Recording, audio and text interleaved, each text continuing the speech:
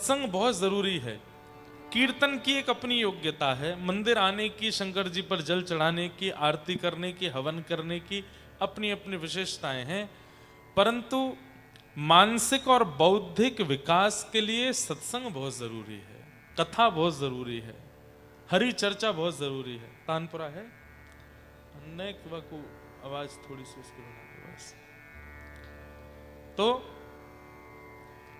जाड्यम दियो, जड़ बुद्धि का हरण करती है सत्संग। सिंचतिवाच सत्यम, वाणी में सत्यता को घोलती है। मानोन्नति दिशतुपाम पमपा करोति, उन्नति करती है, मान सम्मान दिलाती है। आपको इच्छा नहीं होगी, अपने आप ही आपको मान सम्मान मिलने लगेगा। पाप मपा करोति, पाप करने में भय लगेगा, डर लगेगा। अभी पाप करने में डर नहीं लगता, कर देते हैं बस, लेकिन तब पाप करने में मन घबराएगा। पाप करने के लिए जाएंगे तो बार बार एक इनर वॉइस कहेगी, नो हमें नहीं करना, ये नहीं करना। लक्ष्मी तनोति वितनोति च दिक्षु कीर्ति, धीरे धीरे धीरे सद लक्ष्मी रह जाएगी, असद, वैसे लक्ष्मी असद नहीं होती, पर असद धन जो खराब धन है हमारे पास, धीरे धीरे वो प्रस्थान कर जाता है, दान पुण्य करने लग जाता है सत्संगी व्यक्ति। सत्संगति कथय किम न करोति पुंसाम, सत्संगी व्यक्ति क्या नहीं करता, सब कुछ मिल जाता है। तो हम तो बस यही प्रार्थना करके जाएंगे कि साउथ अफ्रीका में अब सत्संग होता रहे, कोई ना कोई कथा का क्रम यहाँ होता रहे, आप लोगों के बीच में ये भगवत भागवती चर्चा चलती रहे। हमारा तो परिवार यहाँ पर है, हम तो आते रहेंगे, बाकी आप सब लोग भी इस कथा क्रम में जुड़ते रहिएगा। मंच पर विराजमान हमारे साथ भारत से पधारे सब गंधर्वजन, विप्रवृंद, और आज वेणु वादन के लिए यहाँ पर पधारे आपको भी सबको, और उपस्थित आप सभी श्रोता भाई बंधुओं को जय श्री कृष्ण, जय सिया राम, जय श्रीमन नारायण, जय जय श्री राधे। तो कल हम लोगों ने राम जी के प्राकट्य का एक कथा क्रम सुना था, जहां नारद जी के मोह की लीला हम लोगों ने सुनी और नारद जी के लिए ठाकुर जी प्रकट हुए, जिसमें हम 10 क्वालिटीज ऑफ धर्म एंड 10 क्वालिटीज ऑफ राम, इस पर हम चर्चा कर रहे थे। धृति क्षमा दम अस्तेयम शौच इंद्रिय निग्रह धी विद्या सत्यमक क्रोध दशकम धर्म लक्षणम। कल 5 क्वालिटीज पे हम लोगों ने बात की थी। कौन कौन सी?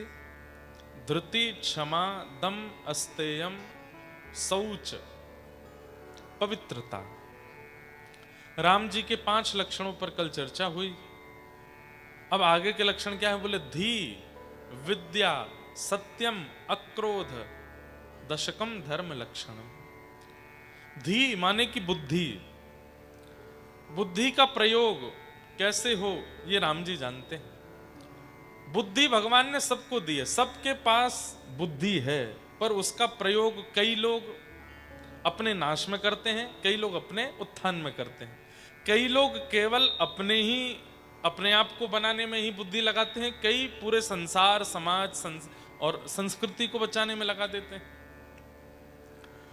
मैंने जो एनालाइज किया साउथ अफ्रीका आकर के, तो परसों मैं बीच पे घूम रहा था, तो मुझे 2 ही तरीके के लोग दिखाई दिए जो साउथ अफ्रीकन थे। एक वो जो अपना नाश कर रहे थे नशा करके, उल्टा सीधा खा पी करके, और दूसरे तरीके के देखिए जो जॉगिंग कर रहे हैं, थोड़ी कसरत कर रहे हैं, कान में हेडफोन लगा करके वहां पर बैठ करके कुछ अपना फिटनेस का काम कर रहे हैं। तो 2 ही तरीके, बीच वाले नहीं थे यहाँ पे। एक वो थे जो खा रहे हैं, पी रहे हैं, उल्टा सीधा सब कुछ कर रहे हैं। और मैंने भारत में बहुत ब्रॉड लोग देखे, लेकिन अफ्रीका के आगे फेल हैं। इतने भयानक भयानक कभी कभी निकल आते हैं। मतलब एक तरफ बिल्कुल फिटनेस दिखाई देती है और एक तरफ बिल्कुल फिटनेस का अपोजिट दिखाई देता है, अनफिट लोग दिखाई दिए। दो ही तरीके के लोग हैं, बीच वाले नहीं है यहाँ पे कि वो थोड़ा अनफिट भी रहे और फिट भी रहे, नहीं, वो भारत में ज्यादा है। भारतीय लोग दोनों तरफ के होते हैं, वो कथा सत्संग कीर्तन भी करेंगे, फिटनेस का भी ध्यान रखेंगे और कभी कभी समय मिलने पे अनफिट चीजें भी कर लेते हैं। पर साउथ अफ्रीका में दो ही पडले हैं, या तो अच्छा या बुरा, बीच वाले नहीं है यहाँ पर। ये मेरा एनालाइज था जब मैंने ओशन पर वहां देखा, बीच पर। आप लोग यहाँ रहते हैं, आप लोग ज्यादा जानते होंगे। तो बुद्धि सबके पास है, पर उस बुद्धि का सदुपयोग और दुरुपयोग, भाई करंट तो निकला है, अब या तो उस करंट से आप बल्ब जला के प्रकाश कर दो, या फिर उस करंट को किसी को छुपा के उसके प्राण हरण कर लो। बुद्धि करंट के जैसी है, या तो केवल किसी को छुआ करके या किसी को देख करके उसका नाश कर दो, या फिर किसी सदु बल्ब को लेकर के उस पर वो करंट दे करके उसको प्रकाशित कर दो। राघव जी कैसे हैं? बोले बुद्धिमान है, कब कहां क्या कैसे निर्णय लेना है ये सब जानते हैं। धी विद्या, विद्या किसको कहते हैं? सही गलत की पहचान, सद असद की जानकारी जिसको है उसको विद्या कहते हैं। राम जी के पास वो विद्या भी है। राम जी धनुर्धर हैं, वो चाहें तो धनुष के बाण से सब कुछ कर सकते हैं, लेकिन कहां उसका प्रयोग करना है, कहां उसका प्रयोग नहीं करना है, सही और गलत की पहचान है। धी विद्या सत्यम, सत्य बोलते हैं। अब कैसे सत्य बोलते हैं राम जी? गुरु वशिष्ठ जी के साथ राम और लक्ष्मण दोनों गए हैं, कहां? Janakpur. Ram ji was not the part of swayamvar, वो स्वयंवर में नहीं गए थे, जानकी जी के स्वयंवर में नहीं गए थे राम जी। राम जी तो अपने गुरुदेव की सेवा में गए थे। लेकिन गुरुदेव की सेवा में जैसे ही जनकपुर पहुंचे तो गुरुदेव ने कहा कि वन में जाकर के पत्र पुष्प लेकर के आओ। तो राम जी और लक्ष्मण जी दोनों पत्र पुष्प लेने के लिए गए, तो तभी वहां देख ली उन्होंने जनक नंदिनी श्री जानकी जी, और उनकी रूप माधुरी को देख करके, उनके स्वभाव को, उनके चित्त को अनुभव करके राम जी इतने प्रसन्न हो गए। अब ये बात छुपानी चाहिए ना गुरु जी से, आ करके सारी बात गुरु जी से कह दी। बोले गुरुदेव ऐसे ऐसे हम वन में गए थे, वहां पे हमको एक परम सुंदरी दिखी है, उसका रूप और उसका स्वभाव गुण देख करके हमारा तो बहुत मन लग गया उनसे। तो गुरुदेव इतने प्रसन्न हुए कि राम कितना सत्यवादी है कि वो ये बात तो ऐसी होती है कि बालक अपने मन में रखे, किसी को नहीं बतावे, लेकिन आकर के गुरुदेव को सब सत्य बता दिया, बिल्कुल नहीं छुपाया।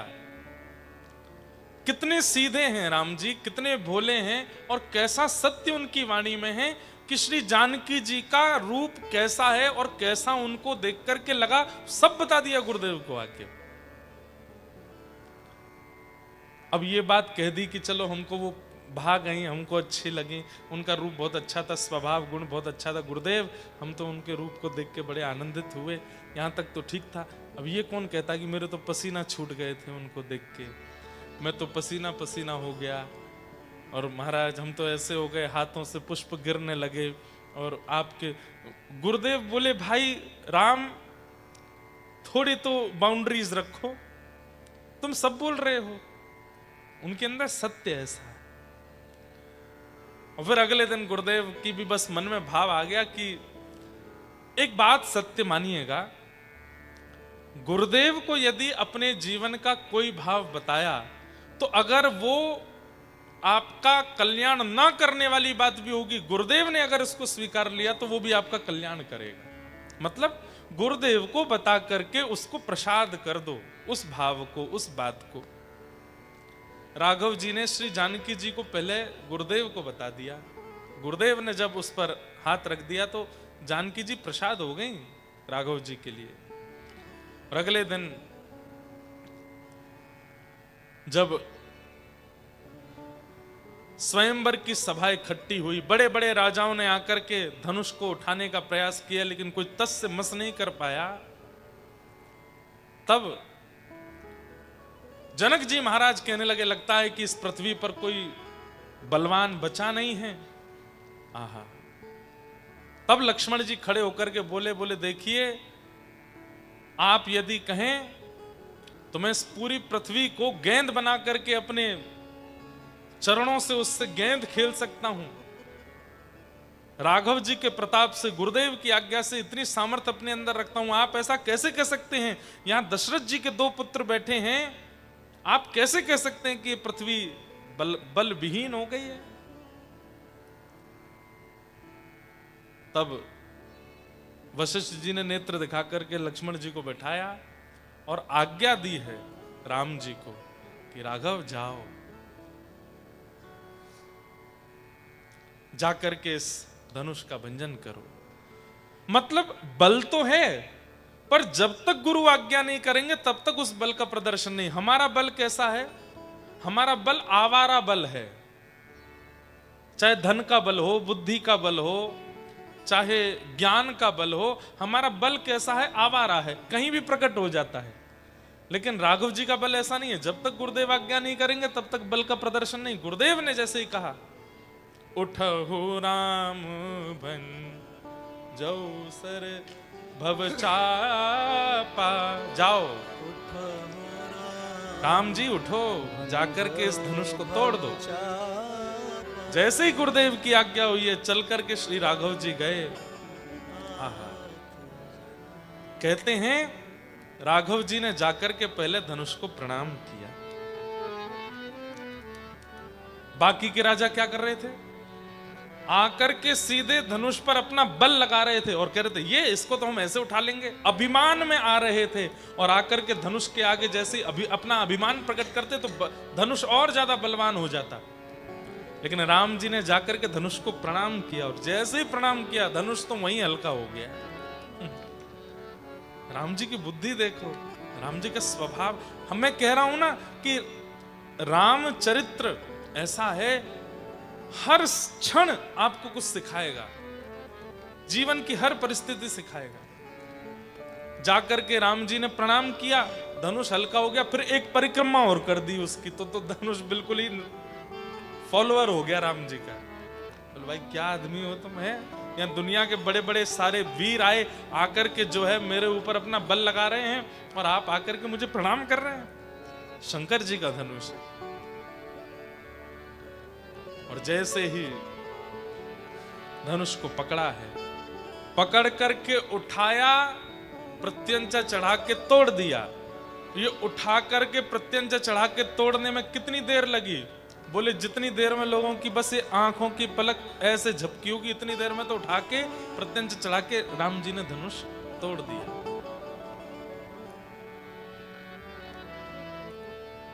को ना लखा रहे सब थाड़े, सब देखते रह गए, कोई देख नहीं पाया कब कब में धनुष तोड़ दी। और श्री राघव जी को श्री जानकी जी ने स्वीकार करके वरमाला पहनाई है, विवाह हुआ। सत्यम, सत्य बोलते हैं राम जी, गुरुदेव से नहीं छुपाया।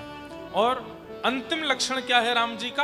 अक्रोध, क्रोध नहीं करते, बेवजह की बात पर क्रोध नहीं करते, अपने क्रोध को सहना जानते हैं।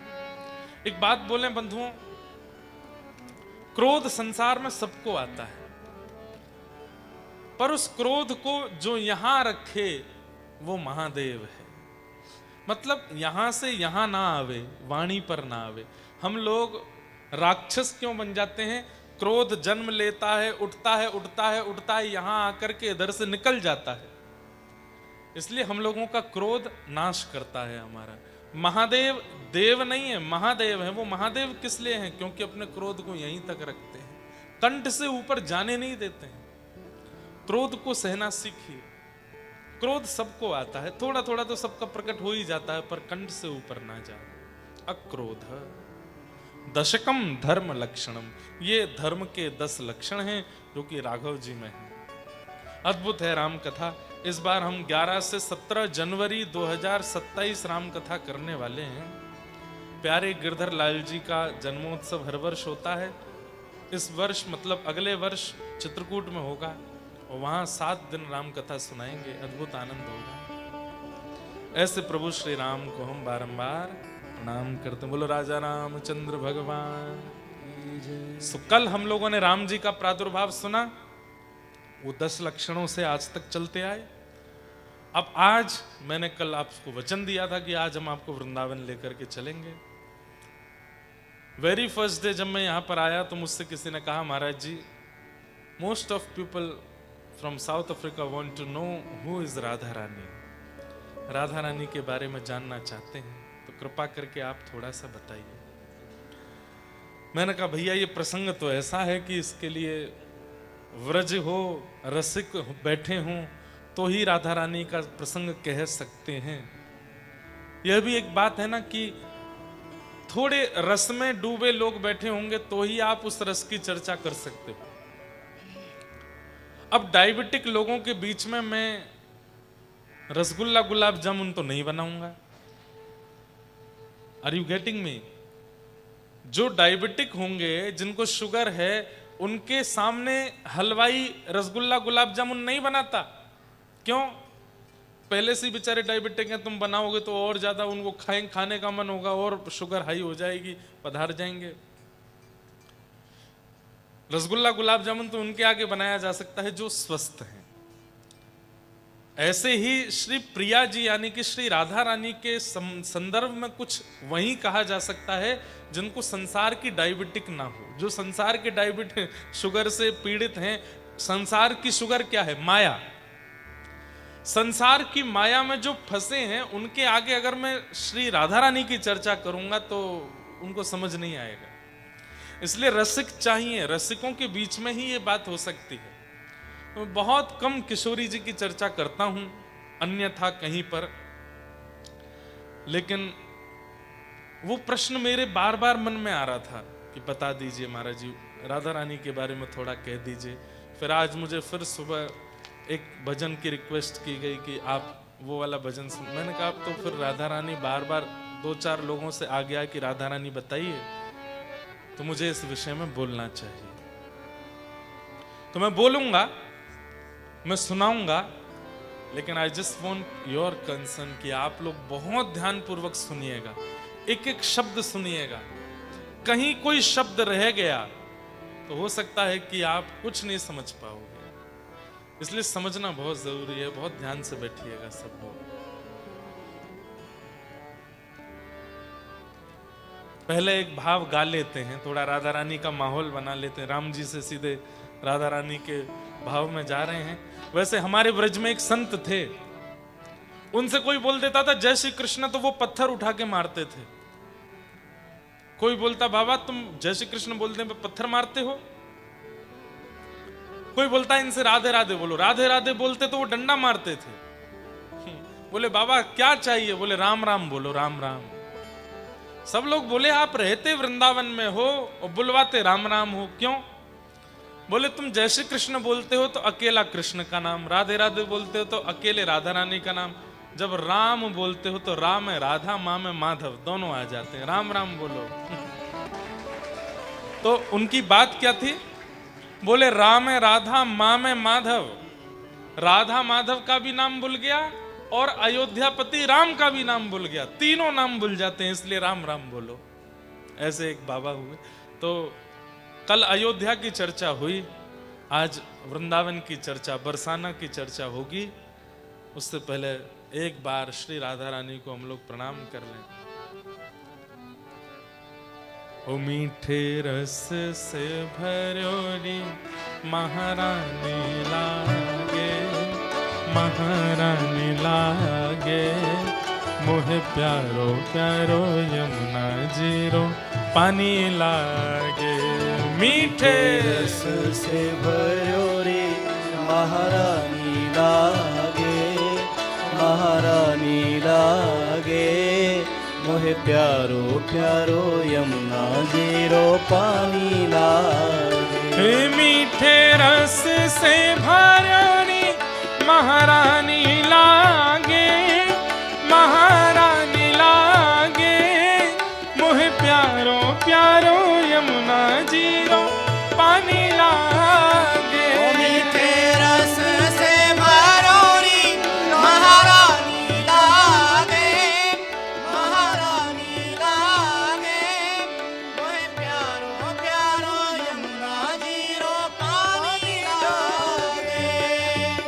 कान्हा नित मुरली में तेरे सुमिरे बारंबार, आनंद मुरली में तेरे सुमिरे बारंबार। हे कान्हा नित मुरली में तेरे सुमिरे बारंबार।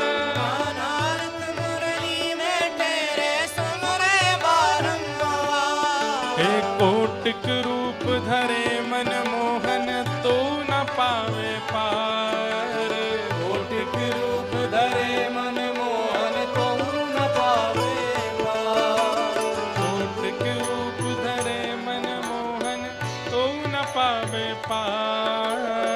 कोटिक रूप धरे मन मोहन तो न पावे पार। हे वृषभानु की किशोरी घनी प्यारी लागे, घनी प्यारी लागे, मोहे प्यारो प्यारो यमुना जीरो पानी लागे।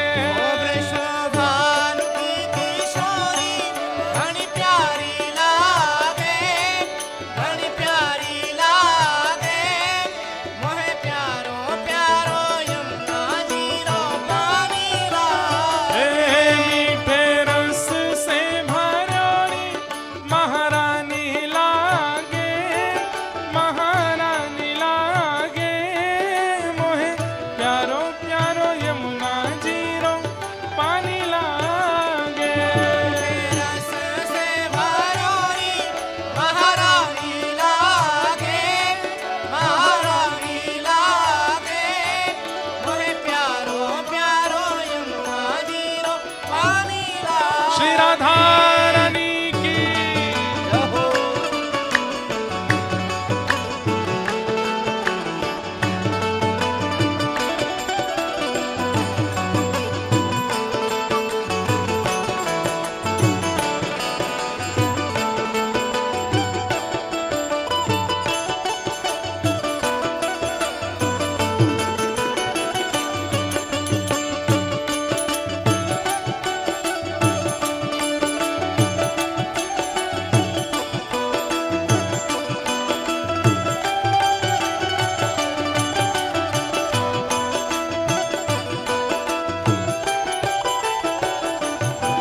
हो ना भावे मन माखन मिश्री अब न कोई मिठाई। ना भावे मन माखन मिश्री अब ना कोई मिठाई। ना भावे मन माखन मिश्री अब ना कोई मिठाई। ना भावे मन माखन मिश्री अब ना कोई मिठाई। हे मारी जी बढ़िया ने भावे राधा नाम मलाई। हरी जीवरिया ने भावे राधा नाम मलाई। हो मारी जी बढ़िया ने भावे राधा नाम मलाई।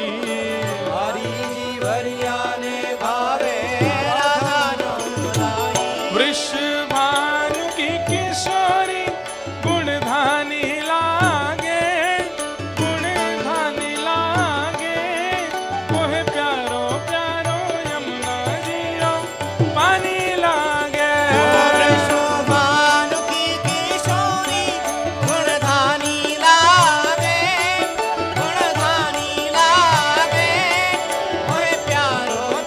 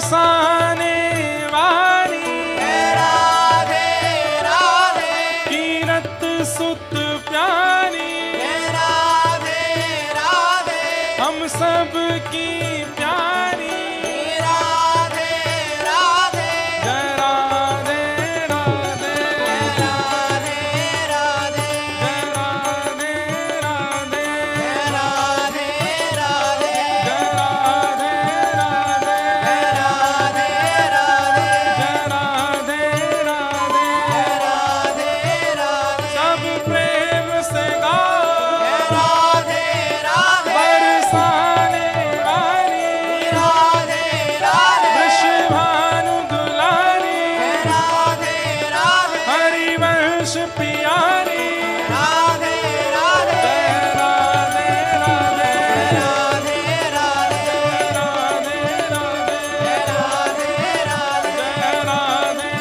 राधे जय राधे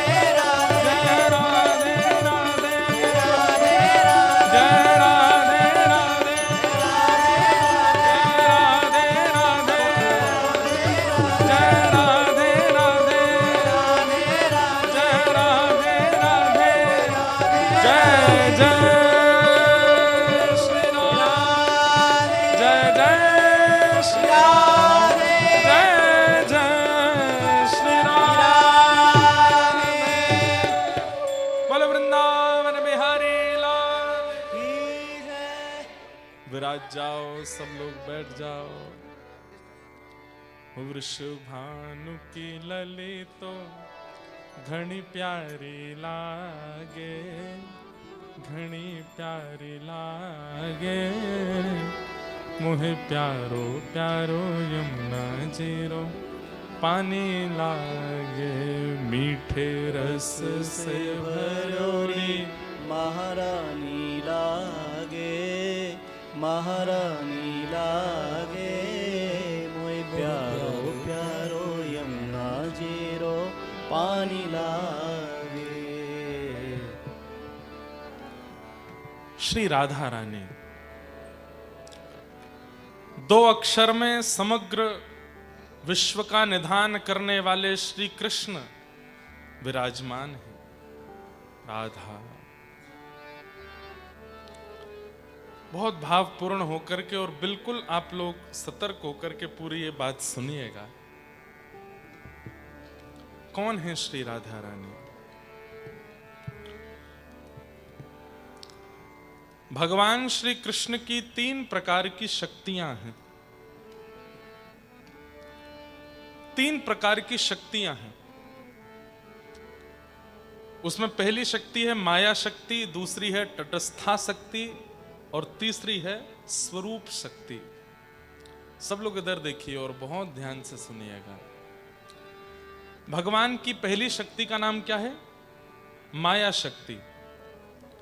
एवरीवन नोज दैट कि माया है क्या, जिसके कारण आप साउथ अफ्रीका में हो, जिसके कारण हम इंडिया में हैं, जिसके कारण कोई जॉब कर रहा है, कोई बिजनेस कर रहा है, कोई रुपए पैसे के लिए, कोई डॉलर के लिए, कोई यहाँ के रेंट्स के लिए, जो भी आप लोग कर रहे हैं, जितने में काम बन जाए उससे अधिक के लिए कर रहे हैं तो वो माया है। समझ में आई बात? हमारा इतने में 3 समय का भोजन हो सकता है, इतने में घर बन सकता है, इतने में ट्रेवलिंग करने वाली गाड़ी मिल सकती है, इतने में सब व्यवस्था बन सकती है, उतना है, पर यू वांट मोर। वही माया है जो आपको अपनी ओर खींचती रहती है। वो भगवान की शक्ति है, माया शक्ति। अगर वो शक्ति नहीं होगी तो संसार चलेगा कैसे? संसार को चलाने के लिए भगवान की एक माया शक्ति है जो आपको अपनी ओर खींचती रहती है हमेशा। तो एक शक्ति माया शक्ति जो संसार चलाने के लिए भगवान प्रकट करते हैं। दूसरी शक्ति है तटस्था शक्ति। ये तटस्था शक्ति क्या है? मुझ में देखने की पावर है, सुनने की शक्ति है, बोलने की शक्ति है, चलने की शक्ति है, बैठने की, उठने की, गाने की, नृत्य करने की। ये जीव व्यक्ति के अंदर ये सारी शक्तियां जिससे वो कर्म करता है वो सब तटस्था शक्ति कहलाते हैं। ये भगवान की कृपा से। बहुत ध्यान से सुनिएगा। माया शक्ति, तटस्था शक्ति। मैं बोल रहा हूं, मूकं करोति वाचालं पंगुं लंघयते गिरिं यत्कृपातमहं वन्दे परमानंदमाधवम्।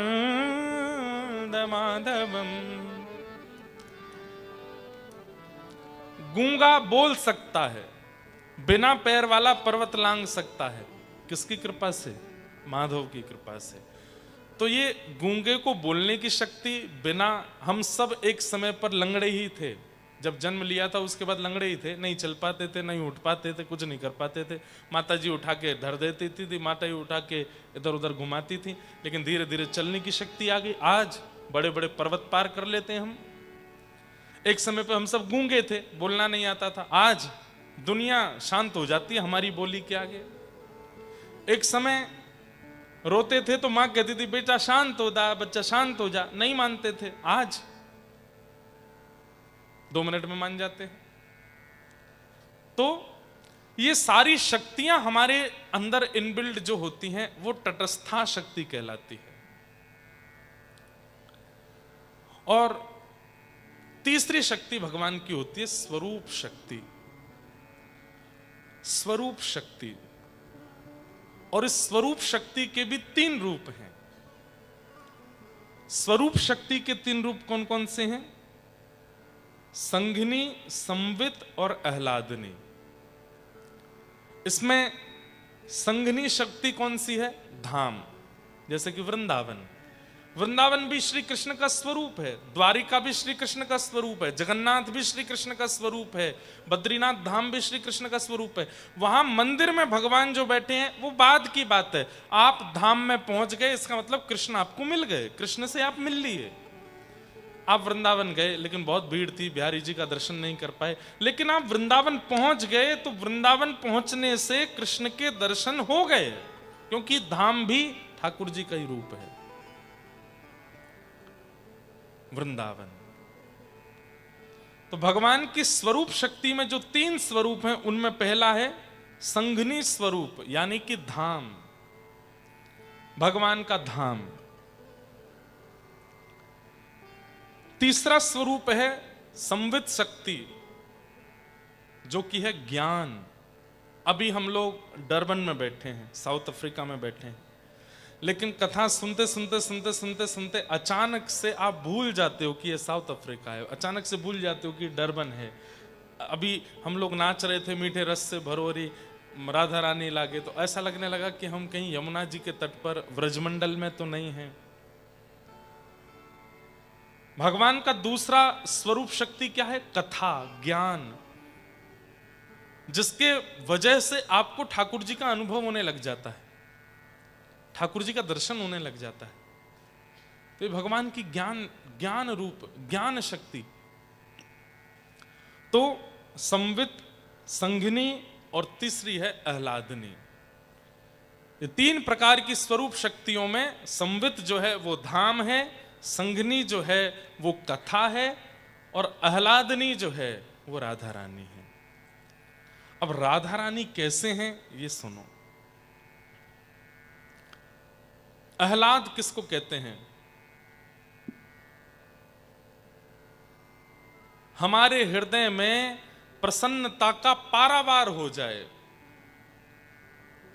जिसको मेजर ना किया जा सके, इतना प्रसन्न हम जब हो जाते हैं, उस समय जो हम क्रिया करते हैं वो हमारे आह्लाद का स्वरूप होता है। जैसे मान लीजिए कि कोई चाहता था कि उसको 5 करोड़ रुपए मिल जाएं, अचानक से फोन आता है कि भाई तुम्हारे अकाउंट में 5 करोड़ रुपए आ गए।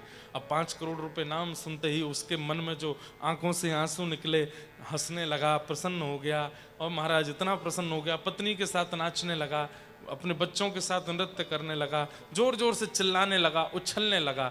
तो प्रसन्नता मिलने से जो जो एक्टिविटीज उसने की उसको कहते हैं आह्लाद। श्री कृष्ण को जब अति प्रसन्नता होती है, अति प्रसन्नता होती है, तो वो कोई एक्टिविटी नहीं करते हैं।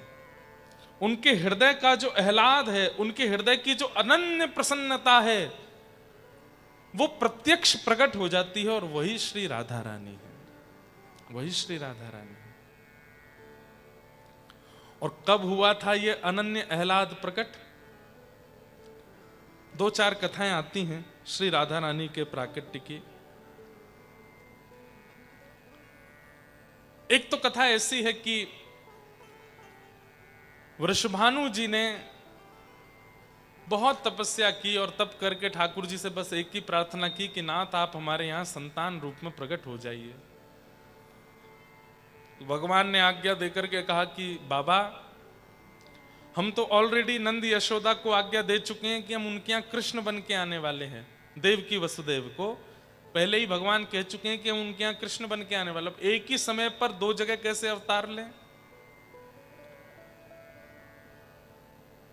तब ठाकुर जी से कहा कि नहीं नहीं नाथ कुछ तो कृपा करो।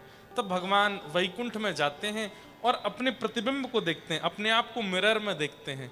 तो ठाकुर जी का स्वरूप जो दर्पण में दिखाई देने लगता है, उस दर्पण के स्वरूप का ठाकुर जी श्रृंगार करते हैं। बिंदी लगाते हैं, आंखों में काजल लगाते हैं, होठों पर लालिमा लगाते हैं, सुंदर चुनरी उड़ाते हैं, गले में आभूषण पहनाते हैं।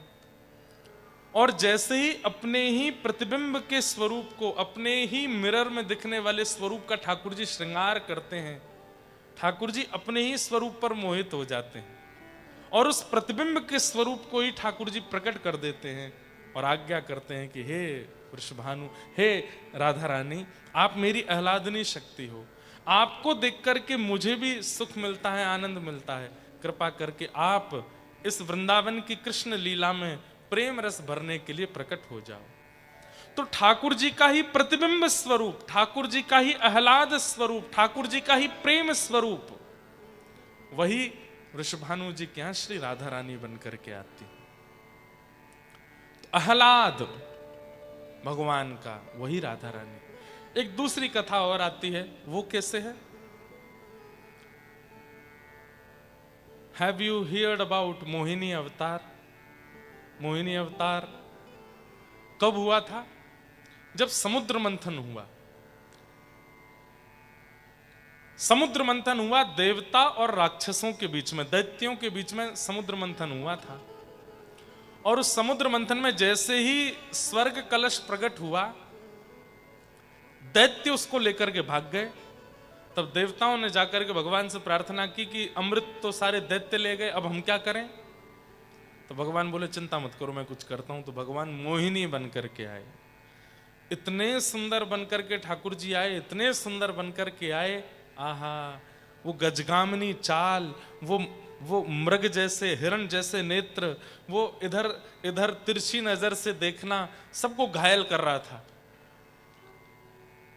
दैत्यों के हाथ में अमृत था, लेकिन जैसे ही मोहिनी को आते हुए देखा, दैत्यों ने अमृत तो नीचे रख दिया। बोले कि अब तो यही है अमृत, अब तो यही चाहिए हमें, और कुछ नहीं चाहिए।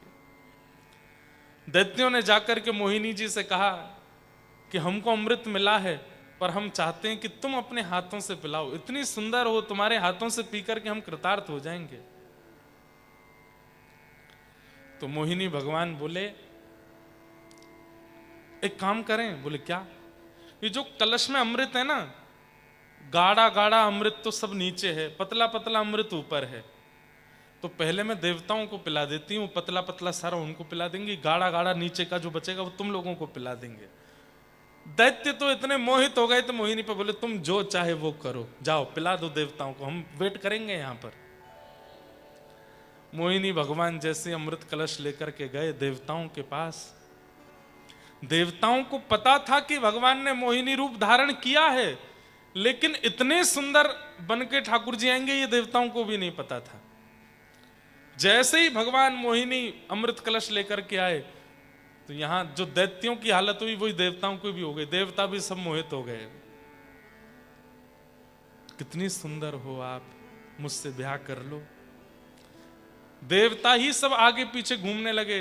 सूर्य, चंद्र, इंद्र, वरुण सब आगे पीछे सब घूमने लगे। बोले हमसे ब्याह कर लो, हम तो तुमसे ही ब्याह करेंगे। तुम कहोगे तो तुम्हारे लिए स्वर्ग छोड़ देंगे, तुम कहोगे तो चंदा तारे तोड़ लाएंगे तुम्हारे लिए, तुम हमसे ब्याह कर लो बस।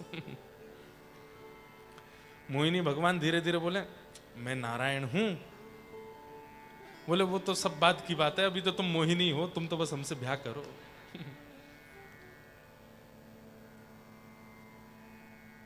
सब मोहित हो गए। अरे देवादिदेव महादेव शंकर भगवान, ये कथा मैंने कभी कही थी तो लोग बागों को लगा कि महाराज जी ऐसा शंकर जी के लिए कैसे बोल सकते हैं। अरे शिव सदा नारायण की स्मृति में रहते हैं, सदा नारायण को प्राप्त करने में रहते हैं। उन्होंने सदा शंख चक्र गदा पद्मधारी नारायण का स्तवन किया है, हर हरि का हमेशा स्मरण करते रहते हैं। लेकिन आज उन्हीं हरि को मोहिनी रूप में देख करके शंकर जी भी नहीं रोक पाए अपने आप को। बोले मैं तो आपसे ब्याह करूंगा। मोहिनी बोले मैं हूं हरि।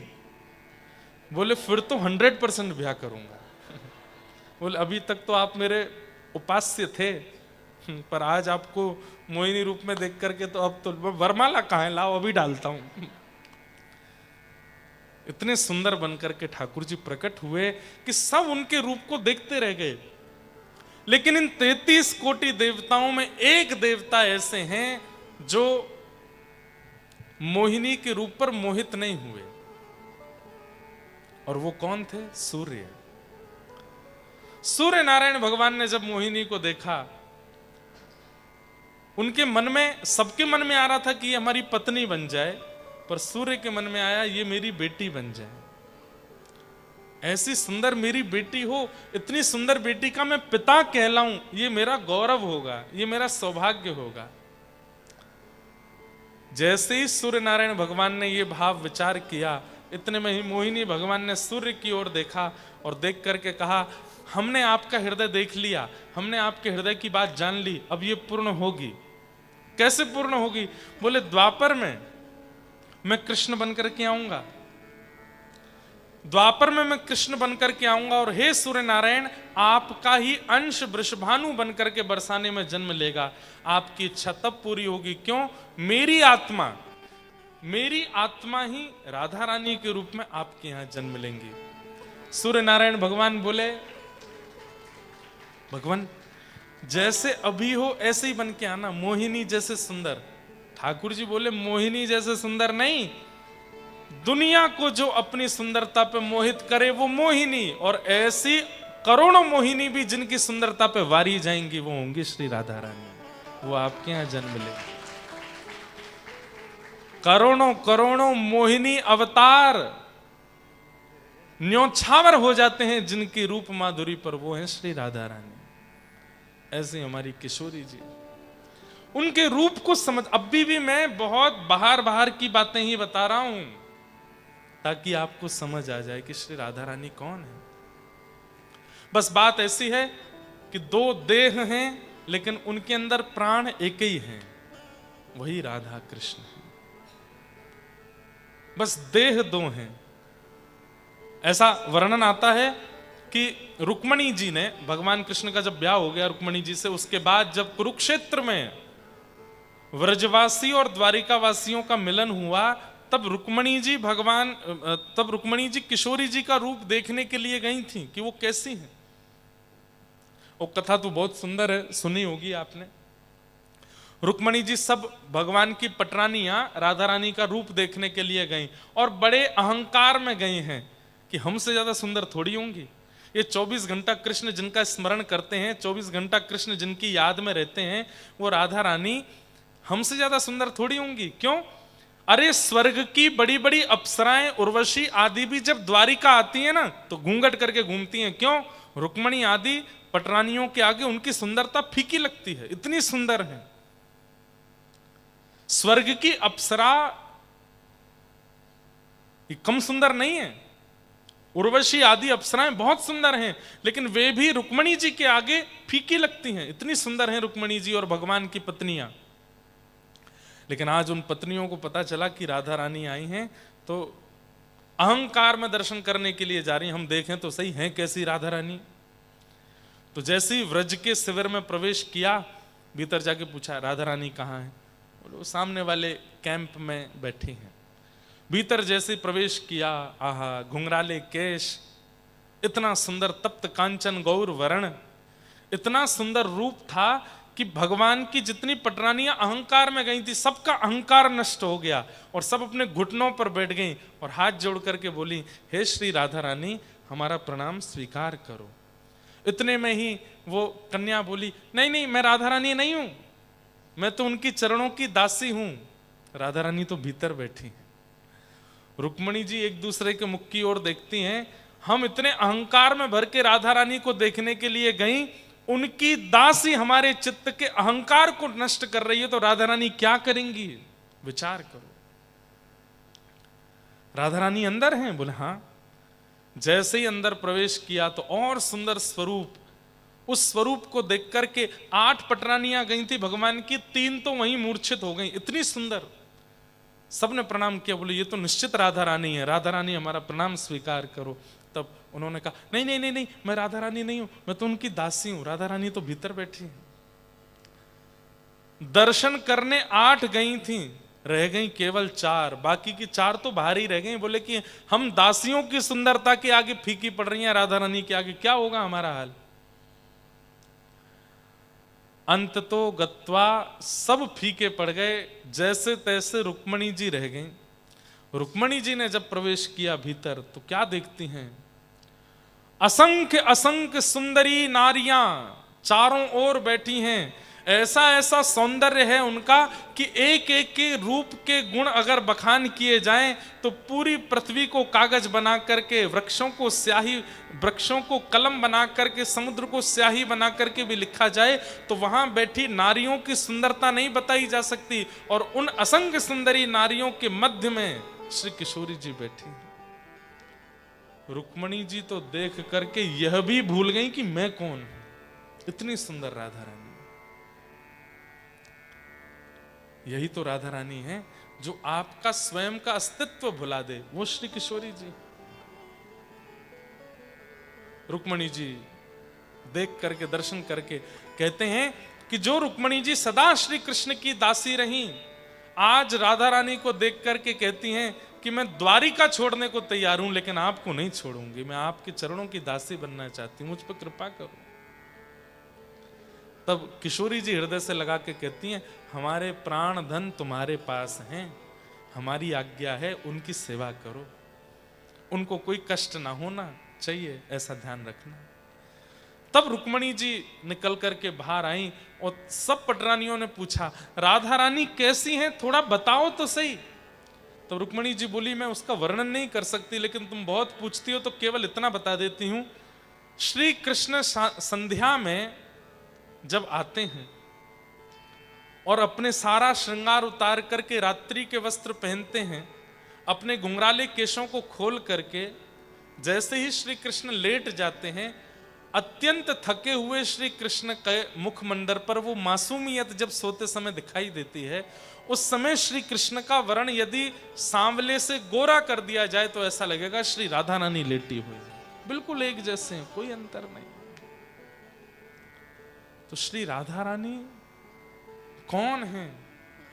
भगवान का ही स्वरूप है, श्री कृष्ण ही हैं, उन्हीं का ही आह्लादनीय स्वरूप है। अब कहते हैं लोग कि विवाह क्यों नहीं हुआ? हमारे वृंदावन की रीति में तो ब्याह हुआ ठाकुर जी का। दूसरा पक्ष यह है कि श्री ठाकुर जी व्रज से बाहर जाने वाले हैं, हम सबका कल्याण करने के लिए गीता का ज्ञान देने वाले हैं, महाभारत का युद्ध कराने वाले हैं, द्वारिका की स्थापना करने वाले हैं, कई सारे राक्षसों का वध करने के लिए उनको व्रज छोड़ के जाना पड़ेगा, और श्री राधा रानी व्रज से बाहर नहीं जाएंगे। श्री राधा रानी दुनिया के लिए आई नहीं है, केवल व्रज के लिए आई हैं और व्रज के उपासकों के लिए आई हैं। व्रज के बाहर, आई एम सॉरी टू से, पर व्रज के बाहर के लोगों के लिए राधा रानी नहीं आई है। आप नारायण की पूजा कीजिए, आप महादेव की पूजा कीजिए, आप शंकर की, आप हनुमान जी की पूजा करो, आप राम जी की पूजा करो, आप कृष्ण की पूजा करो, पर राधा रानी तो केवल उनकी हैं जो व्रज के हैं, जिनके तन में व्रज, जिनके मन में व्रज, जिनके बुद्धि में व्रज है, उनके लिए श्री किशोरी जी आई हैं। रसिकों के लिए किशोरी जी आई हैं, व्रज के बाहर वालों के लिए नहीं है। हाँ, तो आप कहें तो फिर महाराज जी साउथ अफ्रीका वाले नहीं बच सकते? बच सकते हैं। तन भले साउथ अफ्रीका में हो लेकिन मन सदा वृंदावन में रहता हो तो आप राधा रानी को बच सकते हो, लेकिन मन भी यहीं के कमाई धंधे में ही लगा है तो फिर राधा रानी को नहीं बच पाओगे। मन तो वृंदावन में रहना चाहिए। ऐसी श्री राधा रानी। तो ठाकुर जी को बाहर जाना है लीला करने के लिए, और किशोरी जी नहीं जाएंगी व्रत छोड़ के। और किशोरी जी के लिए अगर ठाकुर जी भी नहीं गए तो जिस उद्देश्य से श्री कृष्ण पृथ्वी पर आए वो उद्देश्य पूर्ण नहीं हो पाएगा। इसलिए भी श्री कृष्ण को जाना पड़ा। लेकिन श्री कृष्ण के भी दो रूप हैं, एक देवकी नंदन है, एक नंद नंदन है। अब ये बहुत सारा कॉम्प्लिकेशन है, इसके लिए मुझे 3-4 दिन कथा करनी पड़ेगी, लेकिन मैं बस शॉर्ट में इंफॉर्मेशन दे देता हूं। नंद नंदन कृष्ण कौन है? जो कभी सुदर्शन हाथ में नहीं लेते, जो कभी गदा हाथ में नहीं उठाते, जो कभी चतुर्भुज नहीं होते, केवल 2 भुज रहते हैं, वंशी का नाद करते हैं, वो नंद नंदन कृष्ण कभी वृंदावन से बाहर नहीं जाते। और उनका विवाह श्री किशोरी जी से हुआ है, वो सदा वृंदावन में ही रहते हैं। वृंदावन में आपको कोई भी मंदिर चतुर्भुज भगवान का नहीं मिलेगा, सारे 2 भुज भगवान और केवल वंशी बजा रहे हैं। मतलब वहां प्रभाव नहीं है ठाकुर जी का, वहां ऐश्वर्य नहीं है ठाकुर जी का, वहां केवल प्रेम है। और उन प्रेमी कृष्ण का विवाह किशोरी जी से हुआ है, भांडीर वन में ब्रह्मा जी ने कराया। लेकिन देवकी नंदन कृष्ण जो मथुरा जाते हैं, हस्तिनापुर जाते हैं, द्वारिका जाते हैं, महाभारत का युद्ध आदि सब कराते हैं, उन देवकी नंदन कृष्ण का विवाह रुक्मिणी जी से हुआ है। आप कहोगे Maharaj ji, is there 2 Krishna? They are not 2 Krishna. आप मिट्टी के कण गिन सकते हो लेकिन कृष्ण को नहीं गिन पाओगे, इतने कृष्ण हैं। ये पूरा ब्रह्मांड कृष्ण में है, सब जगह कृष्ण है। लेकिन प्रभाव के कृष्ण और स्वभाव के कृष्ण ये 2 हैं। जैसे कि अभी मैं व्यासपीठ पर बैठा हूं, यहां पर बैठकर के मैं कथा कर रहा हूं, यहां मेरे प्रभाव ज्यादा है। ये गुरु जी हैं, महाराज जी हैं, इंद्रेश जी हैं, व्यास जी हैं, इनको प्रणाम करो। पर मैं जब अपने घर पर हूं, अपने माता पिता परिवारी जनों के साथ में हूं, वहां मैं स्वभाव का इंद्रेश हूं, वहां मैं प्रभाव का नहीं हूं। ऐसे ही ठाकुर जी के भी 2 रूप हैं, प्रभाव के श्री कृष्ण और स्वभाव के श्री कृष्ण। स्वभाव वाले वृंदावन में रहते हैं, प्रभाव वाले पूरी दुनिया में भ्रमण करते हैं। प्रभाव वालों से विवाह रुक्मिणी जी का होता है, स्वभाव वालों से विवाह श्री राधा रानी का होता है। अब हम क्या जानते हैं? प्रभाव वाले कृष्ण को जानते हैं और वृंदावन की राधा रानी को जानते हैं, स्वभाव वाले कृष्ण को नहीं जानते। तो ये प्रश्न मन में आता रहता है कि राधा रानी का ठाकुर जी से ब्याह क्यों नहीं हुआ? हुआ है, वृंदावन में हुआ। वृंदावन में दोनों रमण करते हैं, विहार करते हैं। तो इस प्रकार से भगवान की आह्लादनीय शक्ति ही श्री राधा रानी के रूप में प्रकट हुई। सूर्य वंश में राधा रानी का प्रादुर्भाव हुआ। तो एक राजा हुए बरसाने के, उनका नाम था धर्मधीर। उनके कोई संतान नहीं थी, तो उन्होंने गिरिराज जी में आकर के चकलेश्वर महादेव की खूब आराधना की और उनसे कहा कि क्या मेरा वंश यहीं रुक जाएगा? तब महादेव ने प्रकट होकर के अश्रु बिंदुओं से बिल्कुल भावुक चित्त से कहा, चिंता मत करो, धैर्य रखो, तुम्हारे परिवार में वंश भी बढ़ेगा और ऐसा अद्भुत ठाकुर जी का रूप प्रकट होगा कि जिसको एक समय पर पूरा विश्व भजेगा, बस प्रतीक्षा करो। तब धर्मधीर जी के पुत्र हुए महीभान और महीभान जी के पुत्र हुए वृषभान। वृषभानु जी नंद बाबा के मित्र हैं। सब लोग ध्यान से सुनना, नंद बाबा और वृषभानु जी ये दोनों सब चीजों में धैर्यवंत हैं, सब चीजों में धैर्यवंत हैं। धन में धैर्यवंत हैं, परिवार में धैर्यवंत हैं, समाज में धैर्यवंत हैं। लेकिन एक चीज में इनके चित्त में बिल्कुल धैर्य नहीं है। क्या? ना इनके कोई संतान है ना उनके कोई संतान है, दोनों ही संतान विहीन है, संतान नहीं है। तो दोनों नंद बाबा और वृषभानु जी दोनों एक साथ जाते हैं यमुना जी, और एक साथ यमुना जी में गोते लगाते हुए कहते हैं, हे यमुना मैया, आप कृपा करके हमको संतान देना। तब नंद बाबा कहते हैं, वो इनको लाला दियो मोको लाली दियो। तब भानु बाबा कहते हैं, नहीं नहीं, इनको लाला देना, मुझको लाली देना। तब दोनों बोले, लाला लाली अगर दोनों के लाला है गए, बोले दोनों के लाला भय तो हम यमुना जी से कहेंगे कि ऐसा मत करियो, एक लाला एक लाली होनी चाहिए। बोले क्यों? बोले लाला लाली होएगी तो ये मित्रता संबंध में परिवर्तित हो जाएगी। आपके लाला हो, मेरे लाली हो। तो फिर अंत में नंद बाबा बोले तो एक काम करते हैं, जाके पहले लाली है जाएगी, जाके बाद में लाला होगा, या जाके पहले लाला या बाद में लाली, संबंध तो करेंगे, ये नक्की है। बोले ठीक है। अब दोनों प्रतीक्षा कर रहे हैं और एक दिन आया, संतों की कृपा से, गौया मैया की कृपा से, ब्रजवासियों की कृपा से खबर फैल गई पूरे ब्रजमंडल में, क्या कि यशोदा मैया के गर्भ से कोई बालक जन्म लेगा। भानु बाबा तो आए, आकर के नृत्य करने लगे। नंद बाबा से बोले अब पहली खुशखबरी आपसे है, हम तो प्रार्थना करेंगे लाला ही होए। बोले भैया देखो, लाला हो चाहे लाली होए, जो भी होए, विपरीत आपके यहां होएगा, संबंध जरूर करना है। बोले बिल्कुल चिंता मत करो। और भादों का महीना, अष्टमी तिथि, मध्य रात्रि का समय हुआ और उसी समय नंद बाबा के घर में लाला को जन्म भयो। बोल बाल कृष्ण लाल के। यहां पर अब देखो सब लोग ध्यान से सुनना, सब जगह खबर फैल गई कि नंद बाबा के लाला हुआ है, लेकिन ये खबर फैलते फैलते फैलते जैसे ही बरसाना पहुंची और भानु बाबा के कान में ये बात पहुंची कि नंद बाबा के लाला हुआ है, तो उनको ये विश्वास हो गया कि अब मेरे यहां लाली आवेगी। क्यों? उनके लाला भयो तो हमारे यहाँ लाली आवेगी ही आवेगी। आप लोग ब्रजभाषा समझ रहे हो? मुझे तो हिंदी बोलने में संकोच होता है, मैं ब्रजभाषा कैसे बोलूं, पर मैं आंख बंद करके बोल जाता हूं धीरे से। समझ रहे हैं ना? ज्यादा अंतर नहीं है, थोड़ा मात्राओं का ही अंतर है। जैसे हिंदी में बोलते हैं क्या हुआ है, बोलो क्या हुआ है, बोलो। ब्रजभाषा में बोले कहा भयो है, का बोले कहा भयो आप सब लोग बोल रहे हैं, वो भी विचित्र ही लग रहा है का भयो है ब्रजभाषा बड़ी सुंदर भाषा। तो नंद बाबा के यहां लाला भयो, और ये खबर जैसे ही भानु बाबा के मन में पहुंची, भानु बाबा के कान में पहुंची, तो भानु बाबा के नेत्रों से आंसू आ गए। किसी ने पूछा आप रो क्यों रहे हो? बोले अब बरसाने में लाली आवेगी। क्यों? क्योंकि गोकुल में लाला आयो। बोले कैसे आपको? बोले विश्वास है बस। कहते हैं कि जैसे नंद बाबा के लाला हुआ, सब लोग सामग्री लेकर के जा रहे थे। अब कोई बालक जन्म लेता है तो क्या गिफ्ट्स क्या लेके जाते हैं? खिलौने लेकर के जाते हैं, कपड़े लेकर के जाते हैं, खिलौने और कपड़े लेके जाते हैं। छोटे बच्चे के लिए टॉफीज भी नहीं लेके जाते, वो खाता ही नहीं है। लेकिन वृषभानु जी क्या लेकर के गए? गले के हार, हाथों के कड़ूले, पैरों की जूतियां, और सबसे बड़ी बात तिलक लेकर के गए, टीका। हमारे यहां टीका ले जाने का मतलब क्या है?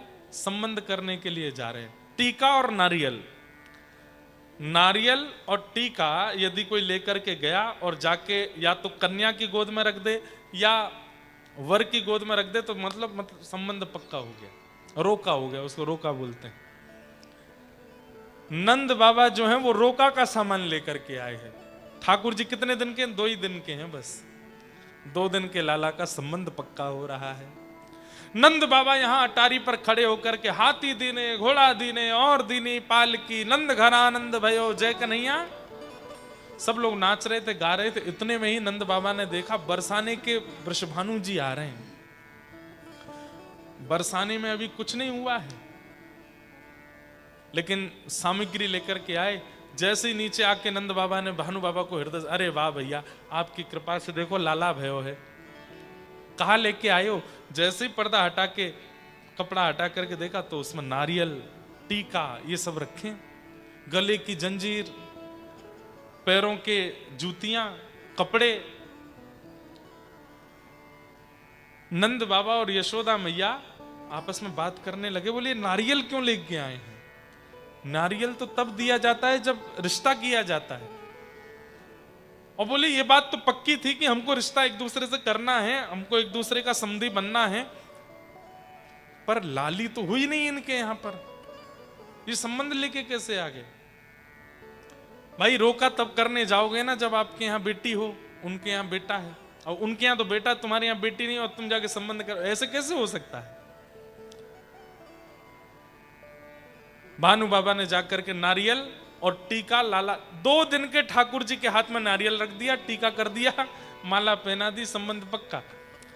नंद बाबा बड़े संकोच में बोले, आपने कर तो दिया, पर थोड़ा सा हमारे मन की जिज्ञासा थोड़ी ना ठीक करो। बोले क्या? आपके यहां लाली तो हुई नहीं अभी, आपने संबंध कैसे कर दिया? बोले मैं इसलिए टीका करके जा रहा हूं, इसलिए नारियल रख के जा रहा हूं, ताकि देवता देख लें, ताकि ये सारे हमारे इष्ट जो हैं ये साक्षी बन जाएं कि संबंध हो चुका है, अब लाली भेजनी पड़ेगी बरसाने में, अब वहां पे लाली को भेजना पड़ेगा। अब हमारे इष्ट और हमारे पूर्वज इस बात का ध्यान रखें, संबंध हो गया है, ये खाली नहीं जाना चाहिए। मेरा विश्वास टीके पर है, मेरा विश्वास नारियल पर है, मेरा विश्वास इष्ट पर है। मैं इष्ट की कहानी से टीका कर जा रहा हूं लाला का, अब लाली आएगी। नंद बाबा बोले कहीं लाला हुआ तो फिर क्या करेंगे? बोले नहीं होगा, मुझे अपने इष्ट पर भरोसा है और मेरे इष्टों को मैं सौगंध देता हूं कि लाला के टीका की सौगंध है, लाली ही आनी चाहिए मेरे यहां। और नंद बाबा सुनो, बोले हाँ, आज तक आप क्या जप करते थे कि अभी तो भयो ना है, अभी तो लाला भयो ना है। नंद बाबा माला में जपते थे कि लाला कब होगा, कब होगा, कब होगा। आज से दूसरी माला जपना शुरू करो। बोले क्या? बोले बहू कब होगी, बहू कब होगी, बहू कब होगी।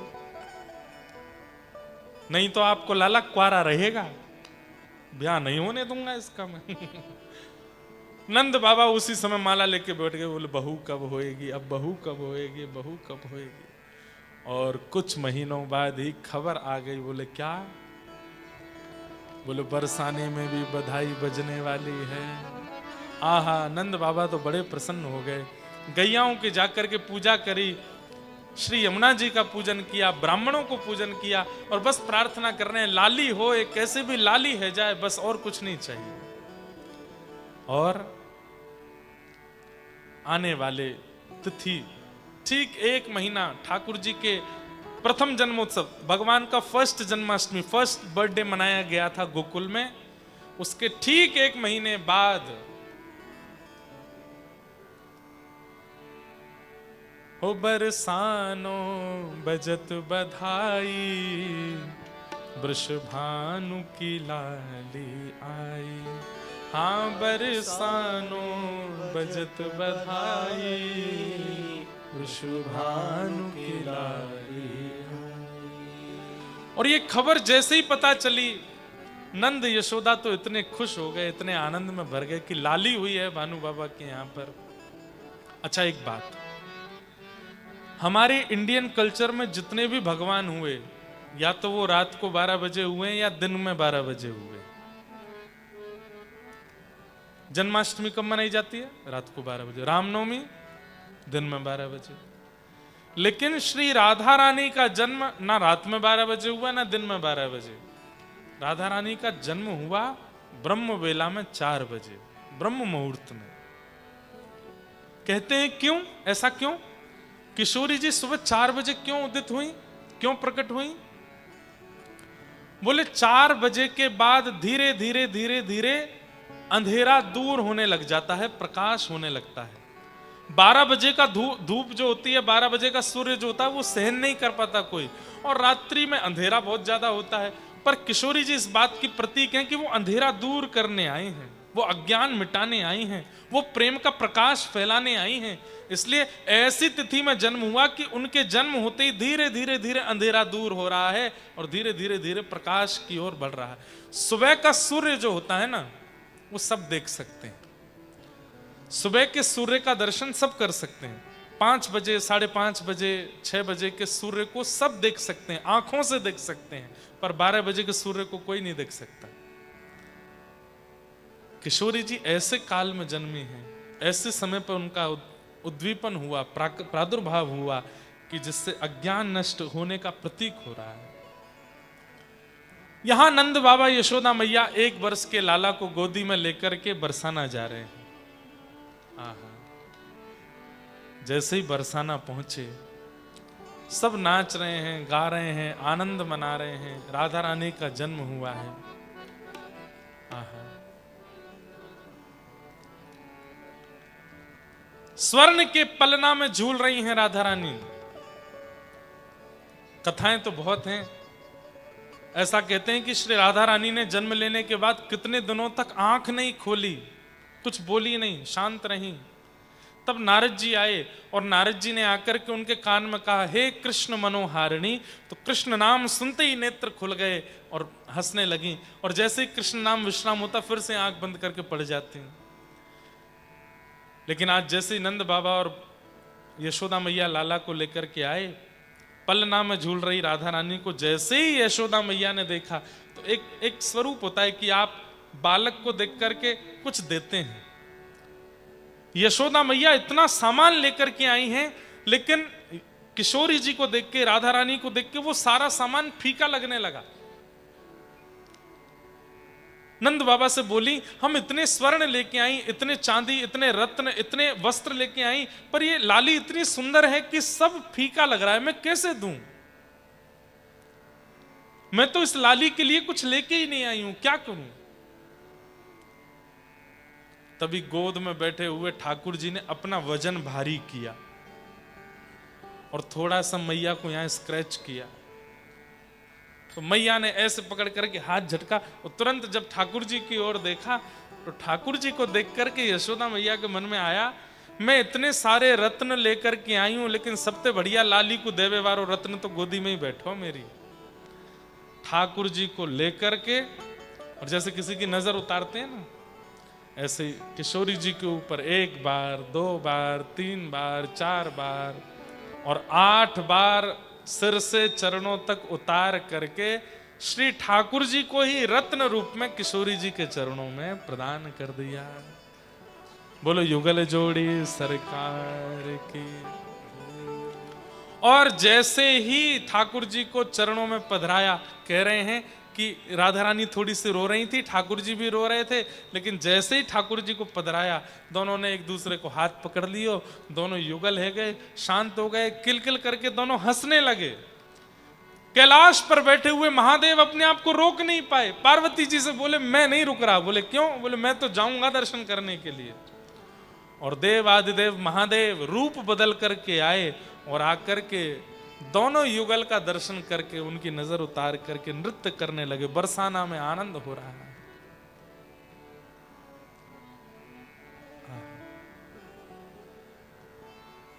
प्रगटी श्री राधा रूप अगाधा, सब सुख साधा नावे।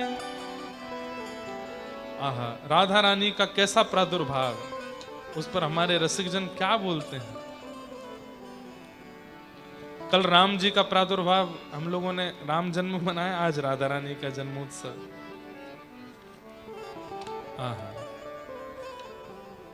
प्रगटी श्री राधा रूप अगाधा, सब सुख साधा नावे। मुनि प्रेम अगाधा मेटन वाधा, लक रही कोटि लजावे। घर ब्रज घर घर माई बजत बधाई, सब मिल मंगल गावे। कीरत बड़ भागी अति सुख पागी, पुरजन करत बधाई। सुर नर मुनि हर्षे सुम नहीं बरसे, चढ़े विमानाए।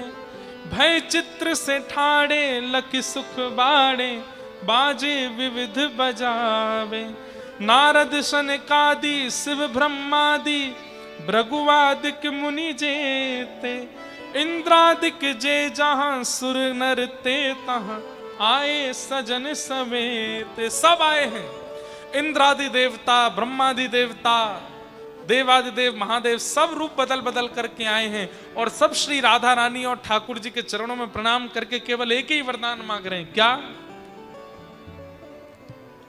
जय नित्य किशोरी प्रिय चित चोरी, यह विनती सुन लीजिए।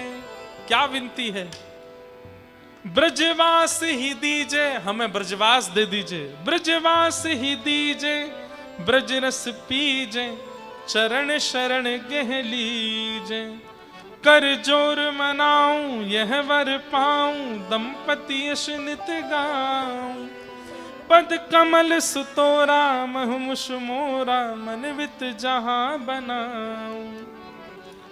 सब ही जन गावे सब ही बजावे सब ही दहीले उड़ावे।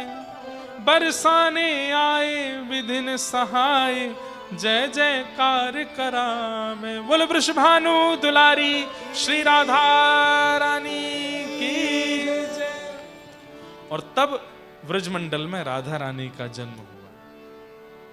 आहा, ठाकुर जी पहली बार तो अभी पलना में झूले, उसके बाद 2-4 दिन तक उत्सव में ठाकुर जी रहे, फिर यशोदा मैया लाला को लेकर के वापस चली गई। 1 वर्ष 2 वर्ष 3 वर्ष 4 वर्ष के जब ठाकुर जी 3-4 वर्ष के बीच के हैं। 3-4 वर्ष के बालक को देखना एक बार कितना बड़ा लगता है। 3.5-4 वर्ष के जब ठाकुर जी हुए तब पहली बार राधा रानी से मिले दोबारा। कहां पर? यमुना जी के तट पर। आहा,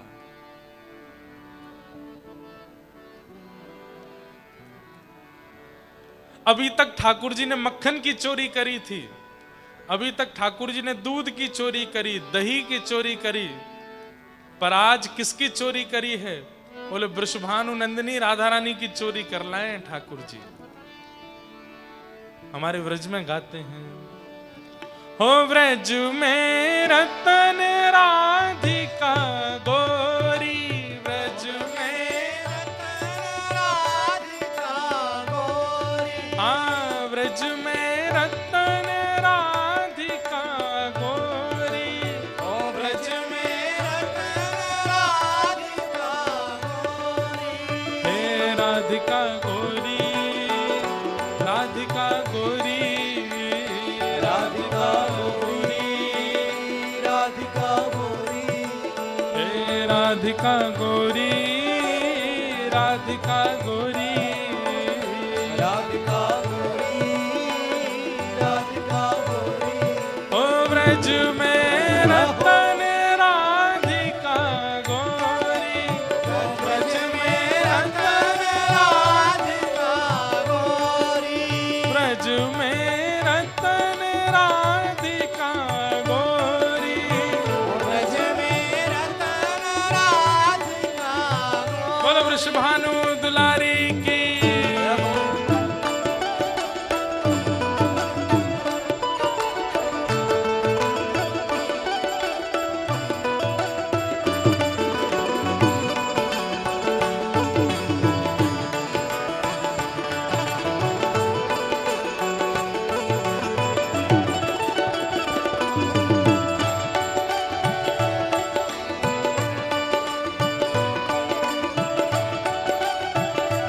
और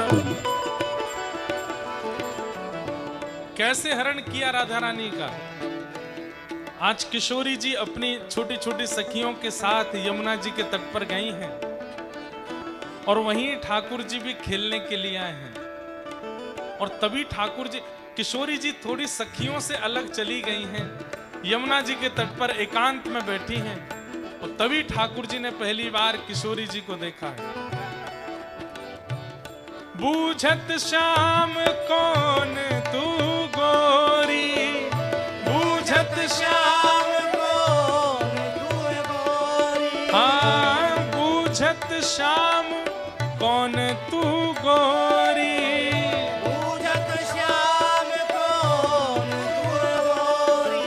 हे राधिका गोरी, राधिका गोरी, राधिका गोरी, राधिका गोरी। हे राधिका गोरी, राधिका गोरी, राधिका गोरी, राधिका गोरी। ओ व्रज में, हाँ व्रज में, ओ व्रज में रतन राधिका गोरी, व्रज में रतन राधिका गोरी। हे व्रज में रतन राधिका गोरी, ओ व्रज में रतन राधिका गोरी। ठाकुर जी ने पूछा, अरे गोरी तुम कौन हो? कहां रहत काकी हो बेटी, देखी नाही कभी ब्रज खोरी। बहुत ध्यान से सुनिए, पहली बार मिले हैं ठाकुर जी और किशोरी जी। दोनों की अवस्था 3.5-4 वर्ष के बीच की है। ठाकुर जी कह रहे हैं आप कौन हो? मैंने आपको पहले तो कभी यहां कभी देखा नहीं। किसकी बेटी हो? कहां रहती हो? क्या नाम है आपका? राधा रानी थोड़ा सा मुंह बना करके, थोड़ा मान करके, अलग सा मुंह करके बात नहीं कर रही हैं। जैसे अनजान को इग्नोर किया जाता है, ऐसे ठाकुर जी को इग्नोर कर रही हैं। ठाकुर जी दूसरी तरफ आके खड़े होकर बोले हम कुछ पूछ रहे हैं आपसे, आप कौन हो? किनकी बेटी हो? और यहाँ छोटी सी आप यहाँ वन में अकेली क्या कर रही हो? कोई वन का जीव आ जाएगा तो आपका नाश्ता कर जाएगा। राधा रानी बोली हमसे छोटी सी बोल रही हो, खुद बहुत बड़े हो जैसे, खुद भी छोटे से ही हो। नेक धक्का दे दूंगी तो जमुना जी में डूब जाओगे। दोनों का प्रथम मिलन हो रहा है। अरे मैं आपसे यूं ही तो पूछ रहा हूं कि आप कौन हो, किसकी बेटी हो? तब राधा रानी कहती है काहे को हम ब्रजतन आवत, खेल रहे अपनी पोरी। अरे हमारे बाबा का इतना बड़ा महल है, हम तो उसी में ही खेलते रहते हैं। हमको बाहर आने जाने की जरूरत नहीं है। हम वन में नहीं जाती हैं, हम कभी यमुना जी के तट पर नहीं जाती। हमारा महल इतना बड़ा, हम तो वहीं खेलती रहती हैं। ठाकुर जी बोले क्यों नहीं आती आप बाहर खेलने? तब राधा रानी कहती हैं सुनत रहत यहां नंद जी को ढोंटा, करत फिरत माखन की चोरी। अरे हमारे बरसाने में एक बात बड़ी प्रसिद्ध है। बोले क्या? बोले यहाँ जहां ये जो वन है ना गोकुल को, यहाँ के एक राजा हैं, उनका नाम है नंद बाबा। ठाकुर जी खड़े खड़े सुन रहे हैं। बोले अच्छा, उनका एक बेटा है? बोले हाँ, वो बहुत चोरी करता है, वो इधर उधर चोरी पूरी करता हुआ घूमता है, इसलिए हम बरसाने की जो सुंदर सुंदर कुंवरी लालियां हैं वो इधर की तरफ नहीं आती। कहीं बार लाला ने हमारी चोरी कर ली तो वो नंद जी को छोरा है का है, वो यहां तहां चोरी करता फिरे, चोरी करता है, इसलिए हम लोग इस तरफ नहीं आती हैं। ठाकुर जी बोले अरे किसी ने आपको झूठी बात बता दी है, वो कुछ चोरी ना करे। अरे वो नंद जी को लाला तो बड़ो सुंदर है, नंद जी को लाला तो बड़ा अच्छा है। अरे वाकू देख लोगी तो फिर नजर नहीं हटा पाओगी, इतना सुंदर है। तुमरो कहा चोरी हम ले हो, खेलन चलो संग मिल जोरी। और नंद जी के लाला की बात छोड़ो, आप तो मेरा हाथ पकड़ो, चलो हम दोनों खेलवे चलें। तुम भी अकेली मैं भी अकेली, दोनों खेलेंगे। किशोरी जी ने हाथ तो पकड़ लिया, लेकिन थोड़ी दूर चल करके बोली तुम्हारा नाम कहा है, आपका नाम क्या है? ठाकुर जी बोले हमारा नाम है कुंवर कन्हैया। बोले अच्छा कुंवर कन्हैया, आपके पिताजी कौन है, आपके माताजी कौन है? ठाकुर जी बोले मैं बता तो दूंगा, लेकिन फिर वचन दो मुझे छोड़ के नहीं जाओगी। और नहीं जाऊंगी, बताओ तो सही। बोले वो नंद जी को लाला मैं ही हूं, जाके डर के कारण आप हमारी तरफ नहीं आती, वो मैं ही हूं। देखो मैं कितना सुंदर हूं, मैंने कोई चोरी करी आपकी? राधा रानी तो घबरा गई। अरे ललता, अरे विशाखा, मेरी सब सखियां कहां गई? अरे मैं कौन के चक्कर में पड़ गई? अरे भैया तेरे हाथ जोड़ू, मेरा कुछ चोरी मत करियो। ठाकुर जी बोले बेमतलब में बदनामी कर रखी है मेरी, मैं कोई चोरी ना करूं ऐसी। चलो आओ खेलो मेरे संग। किशोरी जी डर रही हैं, घबरा रही हैं, ठाकुर जी जबरदस्ती खेल रहे हैं उनके साथ। चलो नृत्य करो। ठाकुर जी नाच रहे हैं, किशोरी जी डर डर के नाच रही हैं। ठाकुर जी कह रहे हैं अरे नृत्य करो अच्छे से। बोले मुंह पे ना आवे करनो, मुझ पर नृत्य करना नहीं आता। तो ठाकुर जी नृत्य करना सिखा रहे हैं। इतने में किशोरी जी बोली अब मेरा जाने का समय हो गया, अब मैं जा रही हूं। जैसे ही किशोरी जी जाने लगी, ठाकुर जी बोले जा तो रही हैं, हमें याद रखोगी? किशोरी जी बोली ऐसा कुछ हुआ ही नहीं कि आपको याद रखूं। ठाकुर जी बोले नहीं हुआ तो हम कर देते हैं। कैसे करेंगे? तभी ठाकुर जी बोले, अरे किशोरी जी देखो देखो, एक पक्षी दिखाऊं आपको। किशोरी जी बोली, कहां है पक्षी? ठाकुर जी बोले, देखो देखो वो रहा उस वृक्ष के ऊपर। अब किशोरी जी देख रही हैं, लेकिन उनको वो पक्षी दिखाई नहीं दे रहा है। ठाकुर जी बोले, अरे मेरे साथ देखो ना, वो रहा पक्षी ऊपर। किशोरी जी बोली, हमको दिखाई नहीं दे रहा है। बोले, आप तो देखो, अपनी उंगली उठाओ। किशोरी जी ने अपनी उंगली उठाई, बोले वो देखो सामने। किशोरी जी ने एक अंगूठी पहनी थी, धीमे से दिखाते दिखाते ठाकुर जी ने वो अंगूठी निकाल करके अपने अंटे में देखी। दिखी दिखी नहीं मुझको, अरे अब तो उड़ गया। हे किशोरी जी, अब तो पक्षी उड़ गया, चलो आप जाओ जाओ, प्रेम से जाओ। किशोरी जी चली गई, लेकिन अब 24 घंटे मन में वही स्वरूप घूम रहा है। शाम सलोने श्याम सुंदर, कैसी मधुर बोली, कैसी मधुर चाल, कैसी मधुर स्वरूप आदि सब कुछ। थोड़ी दूर पर किशोरी जी को ललता विशाखा आदि सब सखियां मिली। सखियां बोली, अरे श्यामा जी आप कहां चली गई थी? किशोरी जी बोली, अरे मैं क्या बताऊं, आज नंद जी का लाला मिला था मुझे। यशोदा, अरे वो कन्हैया? बोले हाँ। अरे वो तो बहुत बड़ा चोर है, माने आपकी कोई चोरी तो ना करी? राधा रानी बोली, आप सब लोग तो बेमतलब में उसको बदनाम करती हो, इतना बढ़िया माने कोई चोरी नहीं करी मेरी। इतने में ही ललता विशाखा आदि सब राधा रानी के गहने देखने लगे। कानों में कुंडल हैं, सिर पर भी सब ठीक है, गले में हार है, कौंधनी भी पहनी है, पैरों में पाजे में सब कुछ तो है।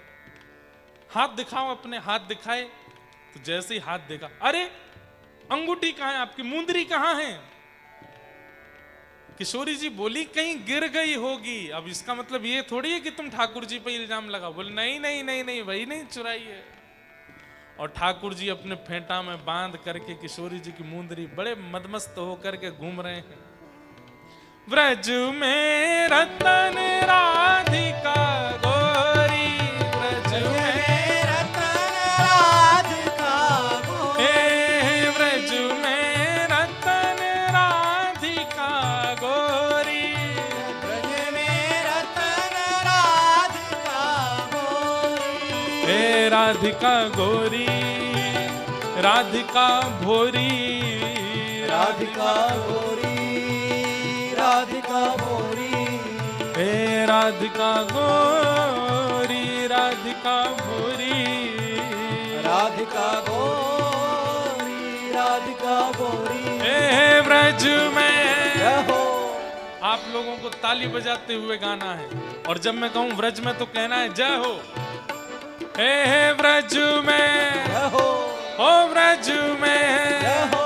ओ व्रज में रतन राधिका गोरी, व्रज में रतन राधिका गोरी, हे व्रज में रतन राधिका गोरी, व्रज में रतन राधिका। बोल राधा रानी की। रहो।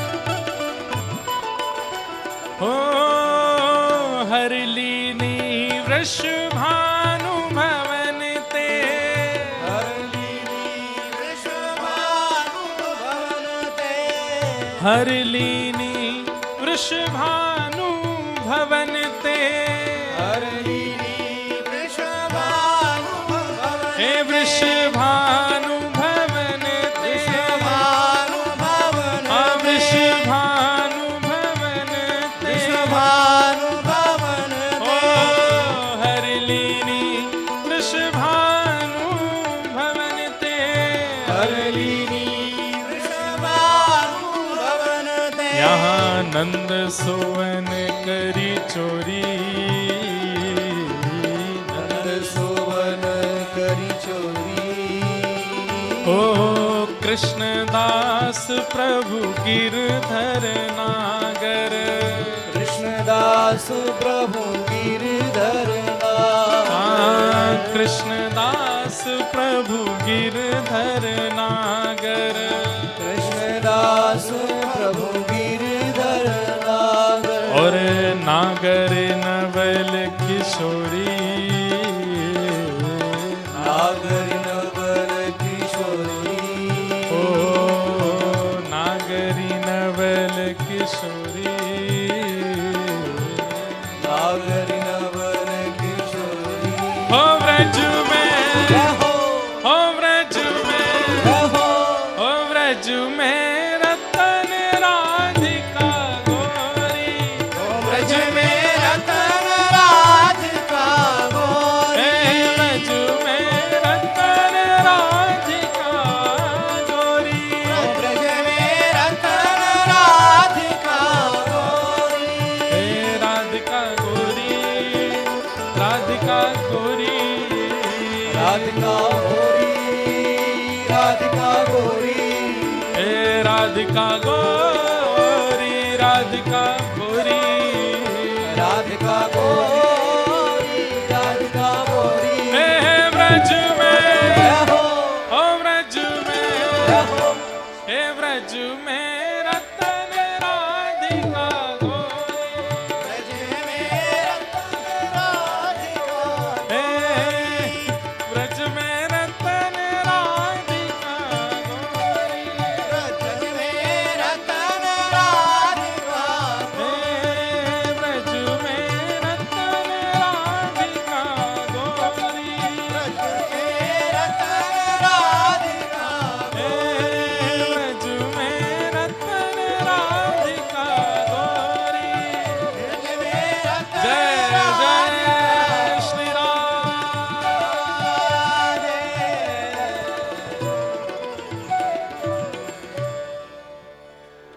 प्रथम बार ठाकुर जी मिले किशोरी जी से और ऐसी मधुर चर्चा हुई। मुंदरी चुराई ठाकुर जी ने किशोरी जी की। ललता विशाखा आदि सब सखियां पहुंच गई ठाकुर जी के पास। क्यों, आप ही हो नंद जी के लाला? ठाकुर जी बोले हाँ हम ही हैं, चुपचाप दे दो। ठाकुर जी बोले हम पे नहीं है। सखियां बोली क्या नहीं है? बोले जो तुम मांग रही हो वही नहीं है। बोले हम क्या मांग रही हो? बोले मुझे क्या पता। मतलब कैसे भोले हैं ठाकुर जी।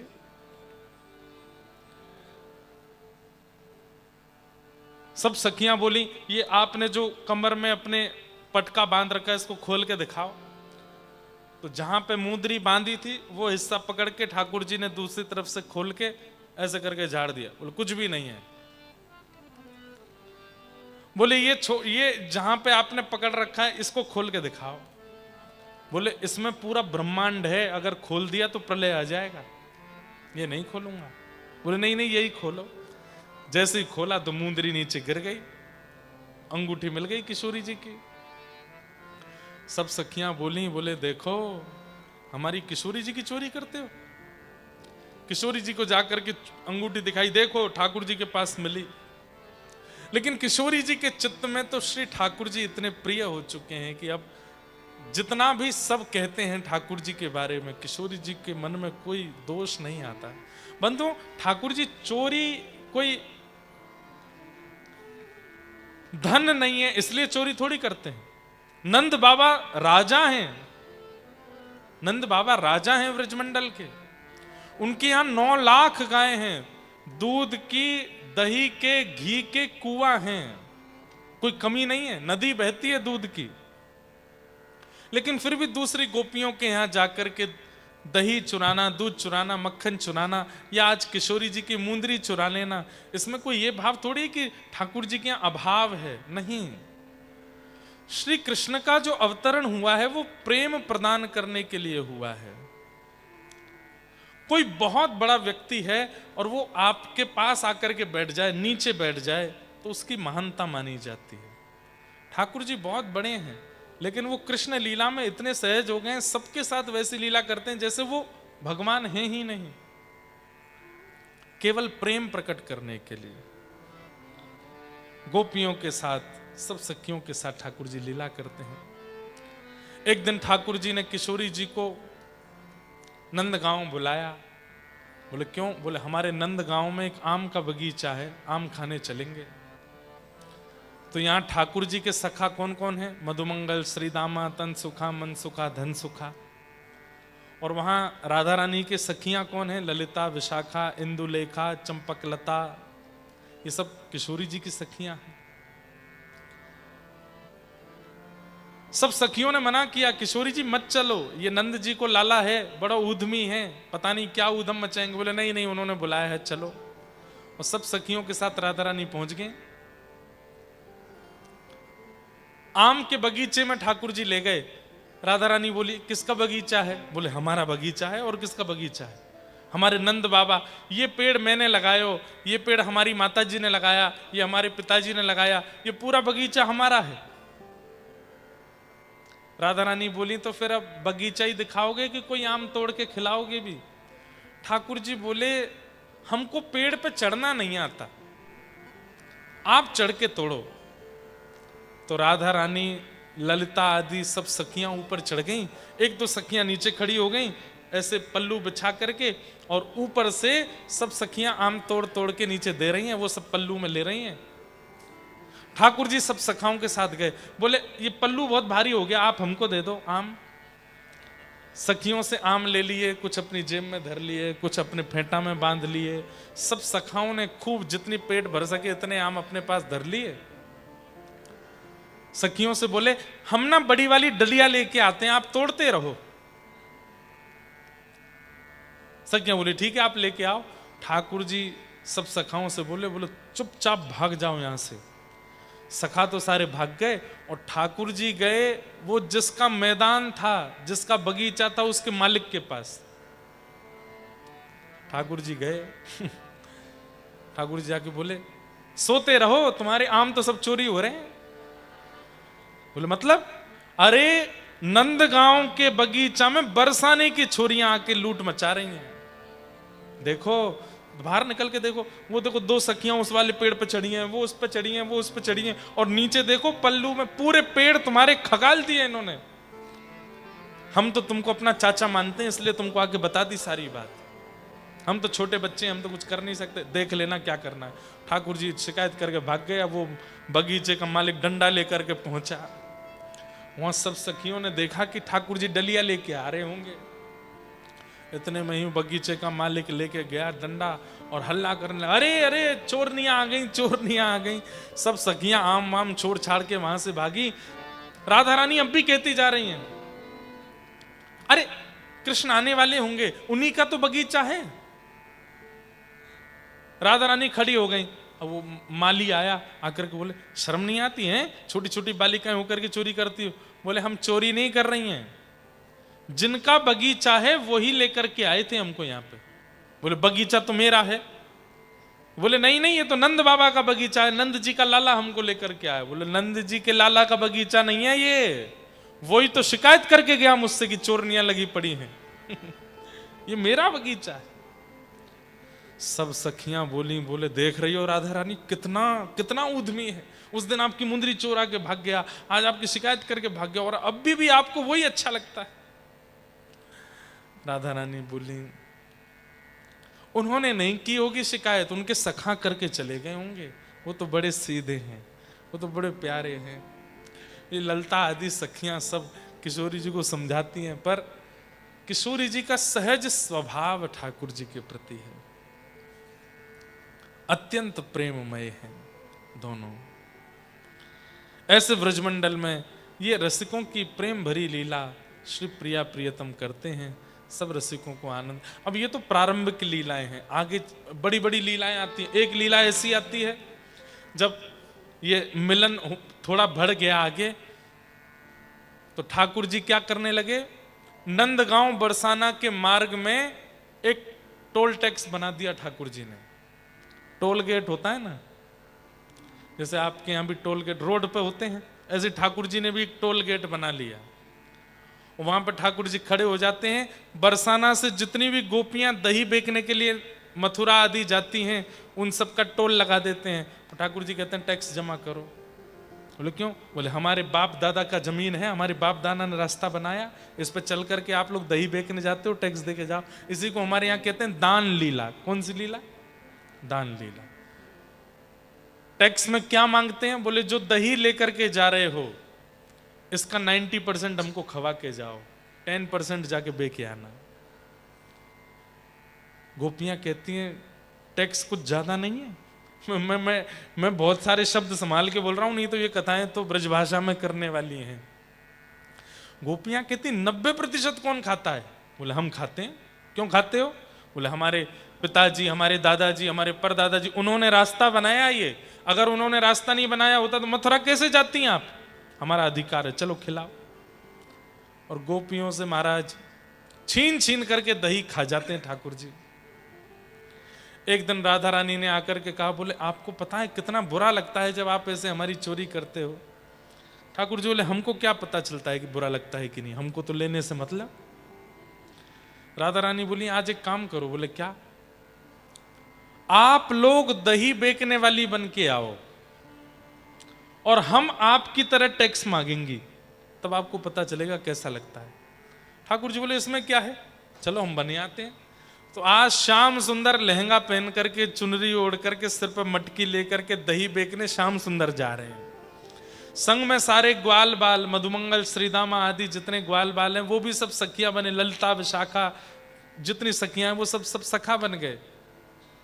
और श्री किशोरी जी, राधा रानी जी आज ठाकुर जी बनी हैं और हाथ में छड़ी लेकर के, और जैसे ठाकुर जी खड़े होते हैं टेढ़े तिरछे से, वैसे ही राधा रानी खड़ी हैं। हमारो दान दे जारी, नई दधी बेचने वारी, हमारो दान दे जारी, नई दधी बेचवे बारी। और किशोरी जी जैसे जैसी हरकत ठाकुर जी करते हैं, कभी कमर पे नोचना, कभी मटकी पकड़ के नीचे गेड़ देना, फोड़ देना, गिरा देना, दही में भिगो देना, वो सारी क्रियाएं आज किशोरी जी ने ठाकुर जी के साथ करी हैं। जगह जगह नोच देती हैं, कभी दही गेड़ देती हैं, कभी मटकी नीचे गिरा देती हैं, कभी पल्लू पकड़ लेती हैं, कभी लहंगा पकड़ लेती हैं, कभी जोर से धक्का दे देती हैं। ठाकुर जी अंत में हार गए, बोले आज के बाद नहीं करूंगा। बोले पहले चरणों में प्रणाम करो। श्याम सुंदर श्री किशोरी जी के चरणों में प्रणाम कर रहे हैं और सब सखियां कह रही, बोले आज के बाद तो नहीं करोगे? बोले बिल्कुल नहीं करूंगा। बोले बस यही ध्यान रखना, आज के बाद नहीं करना। धीरे धीरे फिर यही मिलन, जब जैसे ही ठाकुर जी 7 साढ़े 7 वर्ष के हुए, यही फिर प्रेम में परिवर्तित होता चला गया और फिर यही रास का रूप धारण करता चला गया। रास, महारास और फिर विवाह तक का सब क्रम बनता चला। पहले नटखट लीलाएं थी, थोड़ी छेड़छाड़ थी, थोड़ी छीना झपटी थी, बाद में यही प्रेम और रास में परिवर्तित होते हुए श्री प्रिया प्रियतम का अद्भुत प्रेम मिलन होता चला गया। अद्भुत रस हुआ। ऐसा वृंदावन का श्री प्रिया प्रियतम का मधुर रस प्रेम है जिसको हम लोग सुन रहे थे। लास्ट ईयर जब मैं डरबन आया था, केवल 2 दिन के लिए आया था। केनिया में कथा थी तो वहां से हम 2 दिन के लिए डरबन आए थे, बस घूमने आए थे, ऐसे देखने कैसा है। तब डरबन में एक भजन लॉन्च हुआ था। आज पूरा वर्ल्ड उस भजन को गाता है। वो डरबन में ही लॉन्च हुआ था लास्ट ईयर। करके इशारों बुलाए गई रे, करके इशारों बुलाए गई रे, हाँ करके। ये भजन डरबन में आप थे ना? हमारे Nitesh ji was driving and I was sitting with him, और बिल्कुल एग्जैक्ट उसी टाइम पर आई गॉट अ कॉल कि एक होली का भजन आपका जो था वो लॉन्च हो गया है। तो हमने कहा कौन सा भजन है? तो फिर वो भजन यही लॉन्च हुआ था। आज पूरे वृंदावन में सब लोग गाते हैं उसको। जो कान्हा मेरो गाम न जाने। अब ये पूरे विश्व को भी नहीं पता ये बात, आज पता चली है। हमारे बरसाना, नंदगाम, वृंदावन, गोकुल सब जगह के लोगों को आज पता चला होगा कि ये भजन डरबन में लॉन्च हुआ था। भले ही डरबन में संगत कम हो, डरबन में सुनने वाले हिंदू वैष्णव कम होंगे, लेकिन डरबन में एक ऐसा भजन लॉन्च हुआ जिसको पूरी दुनिया ने गाया। छोटे छोटे बच्चों से लेके बड़ों तक पूरे जहां भी सनातन धर्म है सबने इस भजन को सुना। होली का भजन है। ठाकुर जी बोले मैं बरसाने नहीं जाऊंगा। तब सब सखा बोले कि अरे लाला तेरो निमंत्रण आया हो बरसाने से। तो बोले निमंत्रण किसके द्वारा आया है ये बताओ। ललिता ने बुलाया होगा तो नहीं जाऊंगा, विशाखा ने बुलाया होगा तो भी नहीं जाऊंगा। बोले किसने बुलाया है? तब सखा बोले करके इशारों बुलाए गई रे, करके इशारों बुलाए गई रे, हाँ करके इशारों बुलाए गई रे, करके इशारों बुलाए गई रे। कौन? बरसाने की छोरी राधा गोरी गोरी, बरसाने की छोरी राधा गोरी। करताल बजा के गाओ। करके इशारों बुलाए गई रे, करके इशारों बुलाए गई रे, हाँ करके इशारों बुलाए गई रे, करके इशारों बुलाए गई रे। कौन? बरसाने की छोरी राधा गोरी गोरी, बरसाने की छोरी राधा गोरी गोरी। ओ जो कान्हा मेरो गाम न जाने, जो कान्हा मेरो गाम न जाने, जो कान्हा मेरो गाम न जाने, जो कान्हा मेरो गाम न जाने, ओ जो कान्हा मेरो गाम न जाने, जो कान्हा मेरो गाम न जाने, हाँ जो कान्हा मेरो गाम न जाने, जो कान्हा मेरो गाम न जाने। राधा रानी का गांव कौन सा है? अरे ऊंचो बरसानो बताए गई रे, ऊंचो बरसानो बताए गई। अच्छा एक बात बताओ, आप में से कितने लोग बरसाना गए हैं? हाथ ऊपर करो। भैया ये तो बहुत कम है। ठाकुर जी ऐसी कृपा करें कि नेक्स्ट ईयर जब तक हम डरबन आवे उससे पहले एक बार आप वृंदावन, बरसाना, गोवर्धन होके आ जाओ, सब लोगों को एक बार ब्रज जाने को मिले। ऊंचो बरसानो बताए गई रे, ऊंचो बरसानो बताए गई रे, हाँ ऊंचो बरसानो बताए गई रे, ऊंचो बरसानो बताए गई रे। कौन? बरसाने की छोरी राधा गोरी गोरी, बरसाने की छोरी राधा गोरी गोरी, बरसाने की छोरी राधा गोरी गोरी, बरसाने की छोरी राधा गोरी। गाइए। हो करके इशारों बुलाए गई रे, करके इशारों बुलाए गई रे, हाँ करके इशारों बुलाए गई रे, करके इशारों बुलाए गई रे। कौन?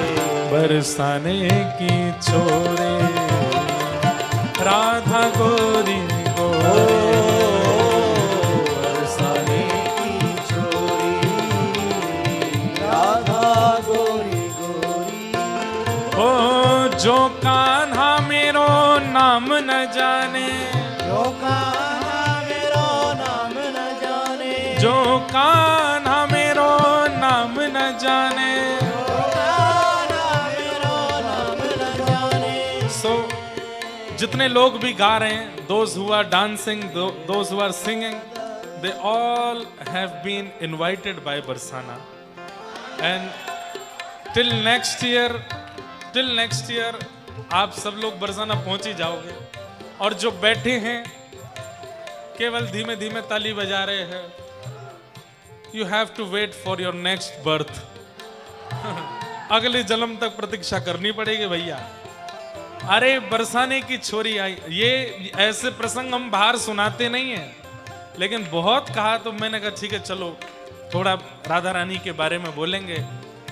सो जस्ट शो सम लव, प्रेम से भुजा उठाते हुए, हे जो कान्हा मेरो नाम न जाने, जो कान्हा मेरो नाम न हो मेरो नाम न जाने, नाम न हो जाने, मेरो नाम न जाने, मेरा नाम न जाने, ओ जो कान्हा मेरो नाम न जाने, जो कान्हा मेरो नाम न जाने, ओ जो कान्हा मेरो नाम न जाने, जो कान्हा मेरो नाम न जाने, हाँ जो कान्हा मेरो नाम न जाने, जो कान्हा मेरो नाम न जाने, राधा रंगीली बताए गई रे, राधा रंगीली बताए गई रे, ओ राधा रंगीली बताए गई रे, राधा रंगीली बताए गई रे।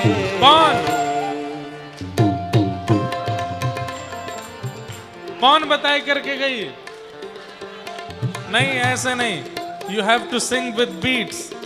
ओ बरसाने की छोरी राधा गोरी गोरी, बरसाने की छोरी राधा गोरी गोरी, हे जय राधे राधे राधे राधे, श्री राधे राधे राधे राधे, जय राधे राधे राधे राधे, श्री राधे राधे राधे राधे, जय राधे राधे राधे राधे, श्री राधे राधे, राधे राधे, सब सखियन में श्यामा जू प्यारी, सब सखियन में श्यामा जू प्यारी, सब सखियन में श्यामा जू प्यारी, सब सखियन में श्यामा जू ओ प्यारी, मेरी श्यामा जू प्यारी, श्यामा जू प्यारी, मेरी श्यामा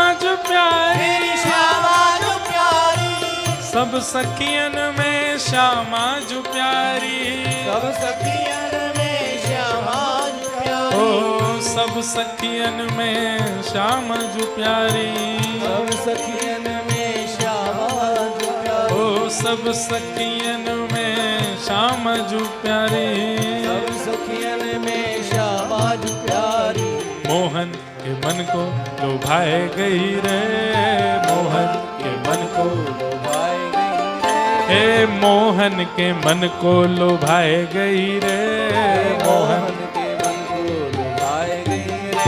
कौन?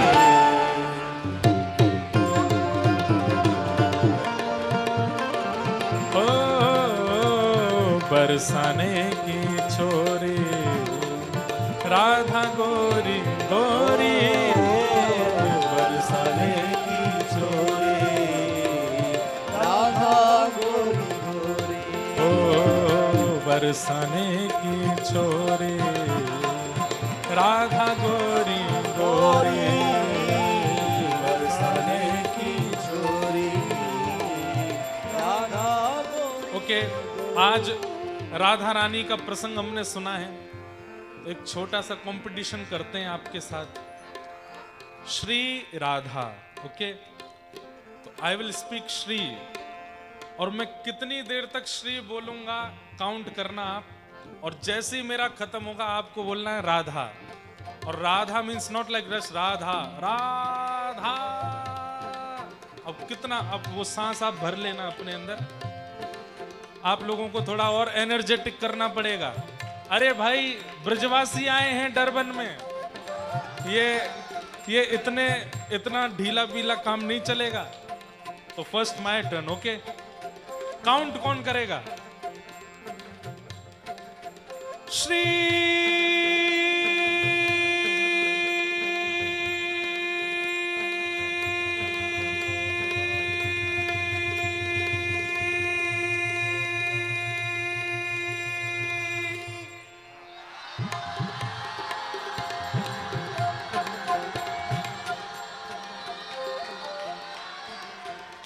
हो गया काम, नहीं हो पाया आपसे।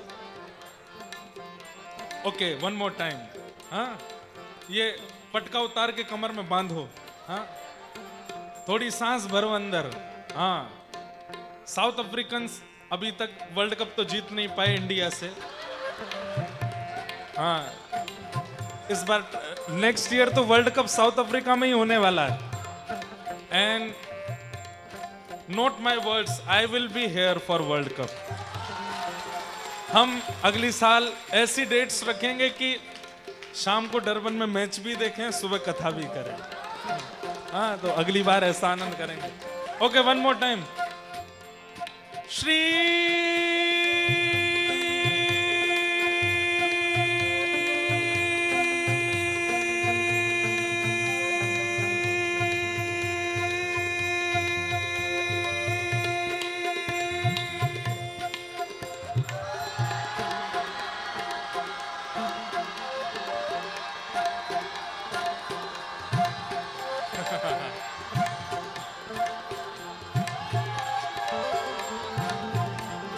ऐसे क्या होता है? ये कर रहे हैं राधा, बार बार सांस लेकर के कौन, एक सांस में होता है।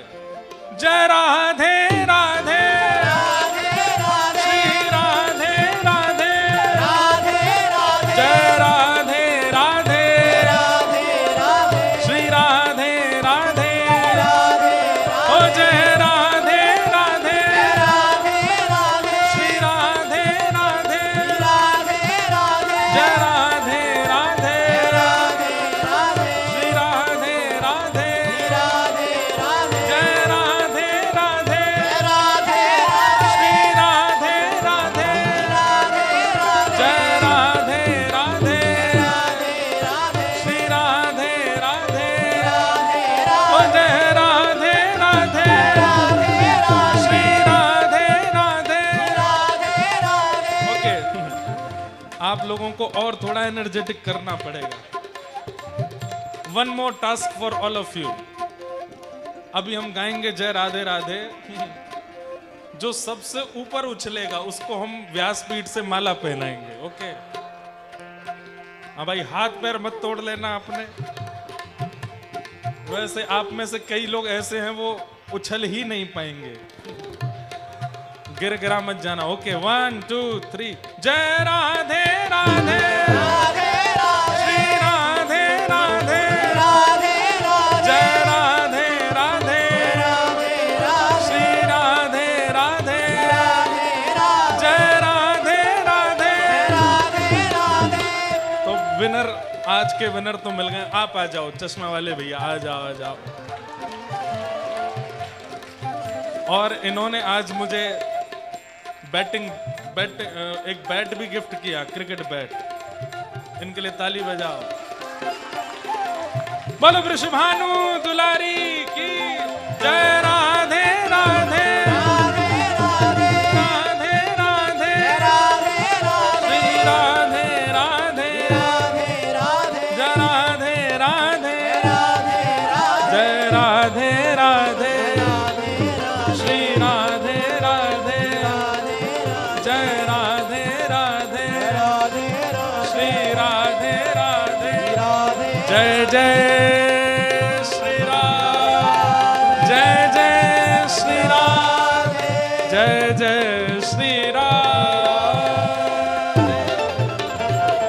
बोल वृंदावन बिहारी लाल की, वृषभानु दुलारी की, वृषभानु के जमाई की, पूछरी के लौठा की, हुप हुप प्यारे। क्या बात है बंसी वारे। तो tomorrow is the last day and आप सब लोगों को 3:30 बजे तक आना है। और कल गिरधर लाल जी भी कथा में आएंगे और उनका यहाँ 56 भोग भी होगा और कल फूलों की होली भी होगी। सो जो थोड़े बहुत कंपटीशन रह गए वो कल हो जाएंगे। So just prepare for tomorrow. आप सब लोगों को जय श्री कृष्ण, जय सिया राम, जय श्रीमन नारायण, जय जय श्री राधे।